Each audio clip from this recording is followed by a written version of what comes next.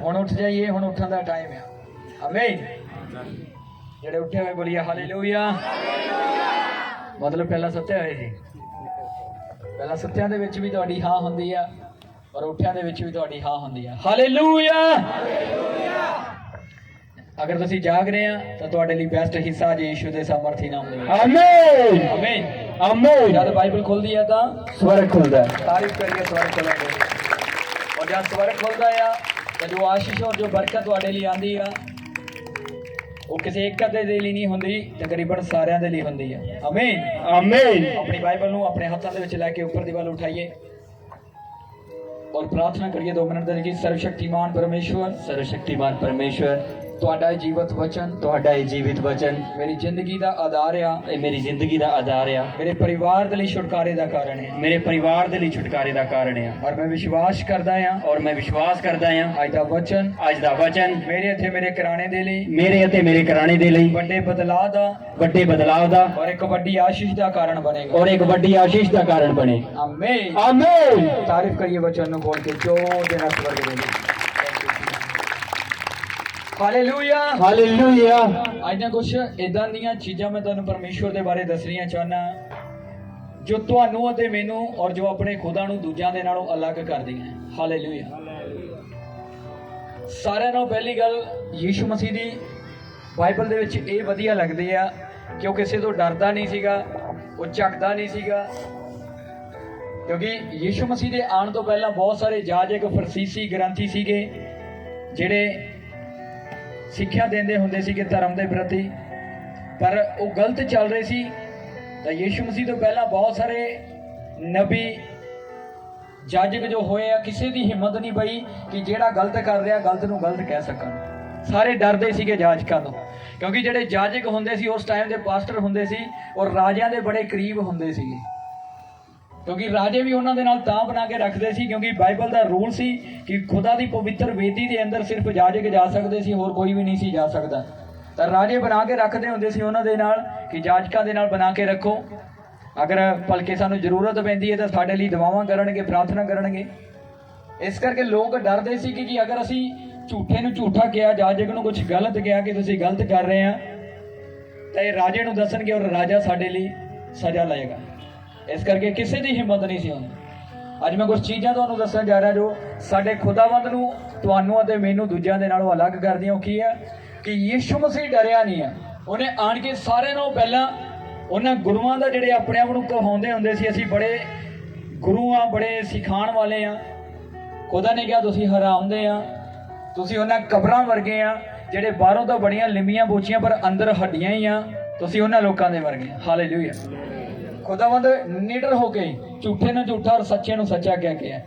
ਪਰ ਅੱਜ ਜਦ ਤੁਸੀਂ ਬਾਈਬਲ ਨੂੰ ਪੜ੍ਹਦੇ ਆ, ਉਤਪਤ 1 ਦੀ 26 ਨੰਬਰ ਆਇਤ ਨੂੰ ਪੜ੍ਹਦੇ ਆ ਤਾਂ ਉੱਥੇ ਲਿਖਿਆ ਹੋਇਆ ਹੈ, ਪ੍ਰਭੂ ਨੇ ਕਿਹਾ ਕਿ ਪਰਮੇਸ਼ਵਰ ਨੇ ਮਨੁੱਖ ਨੂੰ ਆਪਣੇ ਸਰੂਪ ਉੱਪਰ ਔਰ ਆਪਣੇ ਜਿਹਾ ਬਣਾਇਆ। ਹੁਣ ਇਹ ਗੱਲ ਤਾਂ ਕਲੀਅਰ ਹੋ ਗਈ ਕਿ ਅਸੀਂ ਖੁਦਾ ਦੇ ਸਰੂਪ ਦੇ ਉੱਪਰ ਤਿਆਰ ਕੀਤੇ ਗਏ ਆ। ਯੀਸ਼ੂ ਮਸੀਹ ਤੁਹਾਡੇ ਅਤੇ ਮੇਰੇ ਵਰਗਾ ਦਿਖਦਾ ਸੀਗਾ, ਪਰ ਅਸੀਂ ਉਹਦੇ ਸਰੂਪ ਤੇ ਤਾਂ ਬਣ ਗਏ ਆ ਕਿ ਅਸੀਂ ਉਹਦੇ ਵਰਗੇ ਵੀ ਬਣ ਗਏ ਆ। ਅੱਜ ਕਮੀ ਕਿੱਥੇ? ਹਾਲੇਲੂਇਆ। ਸਾਡਾ ਖੁਦਾ ਦੂਜਿਆਂ ਦੇ ਨਾਲੋਂ ਅਲੱਗ ਕਿਉਂ ਆ? ਅੱਜ ਇਹਨਾਂ ਚੀਜ਼ਾਂ ਨੂੰ ਧਿਆਨ ਦੇ ਨਾਲ ਸੁਣਨਾ ਹੈ, ਨੋਟ ਕਰਨਾ ਹੈ, ਤਾਂ ਕਿ ਤੁਹਾਨੂੰ ਤੁਹਾਡੇ ਲੈਵਲ ਦੀ ਸਮਝ ਆਏ ਕਿ ਹੁਣ ਮਸੀਹ ਦੇ ਵਿੱਚ ਆਣ ਕੇ ਤੁਸੀਂ ਪਹਿਲਾਂ ਵਾਲੇ ਨਹੀਂ ਰਹੇ। ਤੁਹਾਡੇ ਕੰਮ ਪਹਿਲਾਂ ਵਾਲੇ ਨਹੀਂ ਹੋਣੇ ਚਾਹੀਦੇ, ਤੁਹਾਡਾ ਵਿਹਾਰ ਪਹਿਲਾਂ ਵਾਲਾ ਨਹੀਂ ਹੋਣਾ ਚਾਹੀਦਾ, ਤੁਹਾਡਾ ਬੋਲਚਾਲ ਪਹਿਲਾਂ ਵਾਲਾ ਨਹੀਂ ਹੋਣਾ ਚਾਹੀਦਾ। ਇਹ ਸਾਬਿਤ ਕਰੇਗਾ ਕਿ ਤੁਸੀਂ ਯੀਸ਼ੂ ਮਸੀਹ ਦੇ ਵਿੱਚ ਹੋ ਕਿ ਨਹੀਂ ਹੋ। ਹਾਲੇਲੂਇਆ। ਕਿਉਂਕਿ ਯੀਸ਼ੂ ਮਸੀਹ ਦੇ ਵਿੱਚ ਰਹਿਣਾ ਤੁਹਾਡੇ ਲਈ ਬੜਾ ਜ਼ਰੂਰੀ ਆ। ਕਿਉਂਕਿ ਨਵੇਂ ਨਿਯਮ ਦੇ ਵਿੱਚ ਜਦ ਤੁਸੀਂ ਪੜ੍ਹਦੇ ਤਾਂ ਲਿਖਿਆ ਹੈ, ਮੈਂ ਅੰਗੂਰ ਦੀ ਬੇਲ ਆ ਤੇ ਤੁਸੀਂ ਮੇਰੀਆਂ ਕੀਆਂ ਟਹਿਣੀਆਂ। ਔਰ ਜਿੰਨਾ ਟਾਈਮ ਤੁਸੀਂ ਮੇਰੇ ਵਿੱਚ ਬਣੇ ਰਹਿੰਦੇ ਆ ਤੁਸੀਂ ਫਲਦਾਰ ਰਹਿੰਦੇ ਆ। ਜਦੋਂ ਤੁਸੀਂ ਮੇਰੇ ਨਾਲੋਂ ਕੱਟੇ ਜਾਓਗੇ, ਅਲੱਗ ਹੋ ਜਾਓਗੇ, ਤੁਸੀਂ ਕਿਸੇ ਵੀ ਕੰਮ ਦੇ ਨਹੀਂ ਹੈ। ਹਾਲੇਲੂਇਆ। ਅਗਰ ਬਾਈਬਲ ਨੂੰ ਤੁਸੀਂ ਪੜ੍ਹਦੇ ਆ, ਅਗਰ ਵੱਡੀਆਂ ਗਵਾਹੀਆਂ ਨੂੰ ਤੁਸੀਂ ਸੁਣਦੇ ਆ ਔਰ ਚਾਹੁੰਦੇ ਆ ਕਿ ਤੁਹਾਡੀ ਜ਼ਿੰਦਗੀ ਦੇ ਵਿੱਚ ਵੀ ਉਹੀ ਹੋਵੇ, ਤਾਂ ਪਹਿਲਾਂ ਇਹ ਸਿੱਖਣਾ ਪਵੇਗਾ ਕਿ ਜਿਨ੍ਹਾਂ ਦੀ ਜ਼ਿੰਦਗੀ ਦੇ ਵਿੱਚ ਗਵਾਹੀਆਂ ਬਣੀਆਂ ਹੈ, ਜਿਹੜੇ ਲੋਕ ਪ੍ਰਭੂ ਦੇ ਨੇੜੇ ਆਏ ਨੇ, ਉਹਨਾਂ ਨੇ ਪ੍ਰਭੂ ਦੇ ਵਿੱਚ ਆਪਣੇ ਆਪ ਨੂੰ ਬਣਾ ਕੇ ਰੱਖਿਆ ਹੈ। ਚਾਹੇ ਉਹ ਕਿਸੇ ਵੀ ਹਾਲਾਤ ਦੇ ਵਿੱਚ ਹੋਣ, ਉਹ ਪ੍ਰਭੂ ਦੇ ਖਿਲਾਫ ਨਹੀਂ ਗਏ, ਉਹ ਪ੍ਰਭੂ ਨੂੰ ਕੁਝ ਗਲਤ ਨਹੀਂ ਬੋਲੇ, ਉਹਨਾਂ ਨੇ ਉਲਾਮਾ ਨਹੀਂ ਦਿੱਤਾ। ਉਹਨਾਂ ਨੇ ਇੱਕ ਟਹਿਣੀ ਦੀ ਤਰ੍ਹਾਂ ਉਸ ਜੜ ਦੇ ਨਾਲ ਆਪਣੇ ਆਪ ਨੂੰ ਜੋੜ ਕੇ ਰੱਖਿਆ ਤਾਂ ਕਿ ਪਰਮੇਸ਼ਵਰ ਉਹਨਾਂ ਨੂੰ ਫਲਦਾਰ ਕਰ ਸਕੇ। ਹਾਲੇਲੂਇਆ। ਪਰਮੇਸ਼ਵਰ ਦੇ ਵਿੱਚ ਬਣੇ ਰਹਿਣਾ ਤੁਹਾਡੇ ਲਈ ਬੜਾ ਜ਼ਿਆਦਾ ਜ਼ਰੂਰੀ ਆ। ਔਰ ਬਣੇ ਕਦੋਂ ਰਹਿ ਸਕਦੇ ਆ? ਜਦੋਂ ਤੁਸੀਂ ਪਰਮੇਸ਼ਵਰ ਜਿਹੇ ਬਣੋਗੇ। ਹਾਲੇਲੂਇਆ। ਪਰਮੇਸ਼ਵਰ ਜਿਹੇ ਬਣਨ ਦਾ ਮਤਲਬ ਕੀ ਹੈ? ਅੱਜ ਤੁਸੀਂ ਇੱਥੇ ਚਰਚ ਦੇ ਵਿੱਚ ਬੈਠੇ ਆ, ਬਲਕਿ ਤੁਹਾਨੂੰ ਕੋਈ ਵੀ ਕਹਿੰਦਾ ਵਾ, ਚਾਹੇ ਭਰਾਵਾਂ ਨੂੰ ਚਾਹੇ ਭੈਣਾਂ ਦੇ ਵਿੱਚੋਂ ਕਿਸੇ ਨੂੰ ਵੀ, ਅੱਜ ਆਪਾਂ ਮੇਲਾ ਦੇਖ ਕੇ ਲੱਗੇ ਹੋਣੇ ਆ, ਤੂੰ ਮੱਥਾ ਨਾ ਟੇਕੀ, ਤੂੰ ਕੁਛ ਨਾ ਖਾਈ, ਚੱਲ ਤੂੰ ਸਾਡੇ ਨਾਲ। ਚਲੋ ਮੈਂ ਕਿਹੜਾ ਕੁਝ ਖਾਣਾ ਹੈ, ਚੱਲਦਾ ਮੈਂ ਤੇਰੇ ਨਾਲ। ਤੁਸੀਂ ਜੁਆਇੰਟ ਹੋ ਰਹੇ ਆ ਉਹਨਾਂ ਚੀਜ਼ਾਂ ਦੇ ਵਿੱਚ, ਤੁਸੀਂ ਜੁੜ ਰਹੇ ਆ ਉਹਨਾਂ ਚੀਜ਼ਾਂ ਦੇ ਨਾਲ, ਤੁਸੀਂ ਹੁਕਮ ਨੂੰ ਤੋੜ ਰਹੇ ਆ ਪਰਮੇਸ਼ਵਰ ਦੇ। ਹਾਲੇਲੂਇਆ। ਪਰ ਖੁਦਾ ਨੇ ਕੀ ਕਿਹਾ? ਜਿਹੜਾ ਮੇਰੇ 'ਚ ਬਣਿਆ ਰਹਿੰਦਾ ਹੈ, ਕਿਉਂਕਿ ਤੁਸੀਂ ਝੂਠੇ ਨੂੰ ਝੂਠਾ ਨਹੀਂ ਕਹਿ ਸਕਦੇ। ਅੱਜ ਇੱਕ ਵਿਸ਼ਵਾਸੀ ਬੰਦਾ ਕੀ ਕਹਿੰਦਾ? ਜਦੋਂ ਅੱਜ ਇੱਕ ਸ਼ਬਦ ਜੋ ਯਹੋਵਾ ਦਾ ਤੁਹਾਡੇ ਤੇ ਮੇਰੇ ਲਈ ਆਇਆ, ਜਿਨੇ ਮੇਰੀ ਜ਼ਿੰਦਗੀ ਨੂੰ ਬਦਲਿਆ, ਅੱਜ ਅਗਰ ਤੁਸੀਂ ਸਮਝੋਗੇ ਤੁਹਾਡੀਆਂ ਜ਼ਿੰਦਗੀਆਂ ਵੀ ਬਦਲਣਗੀਆਂ। ਆਮੀਨ।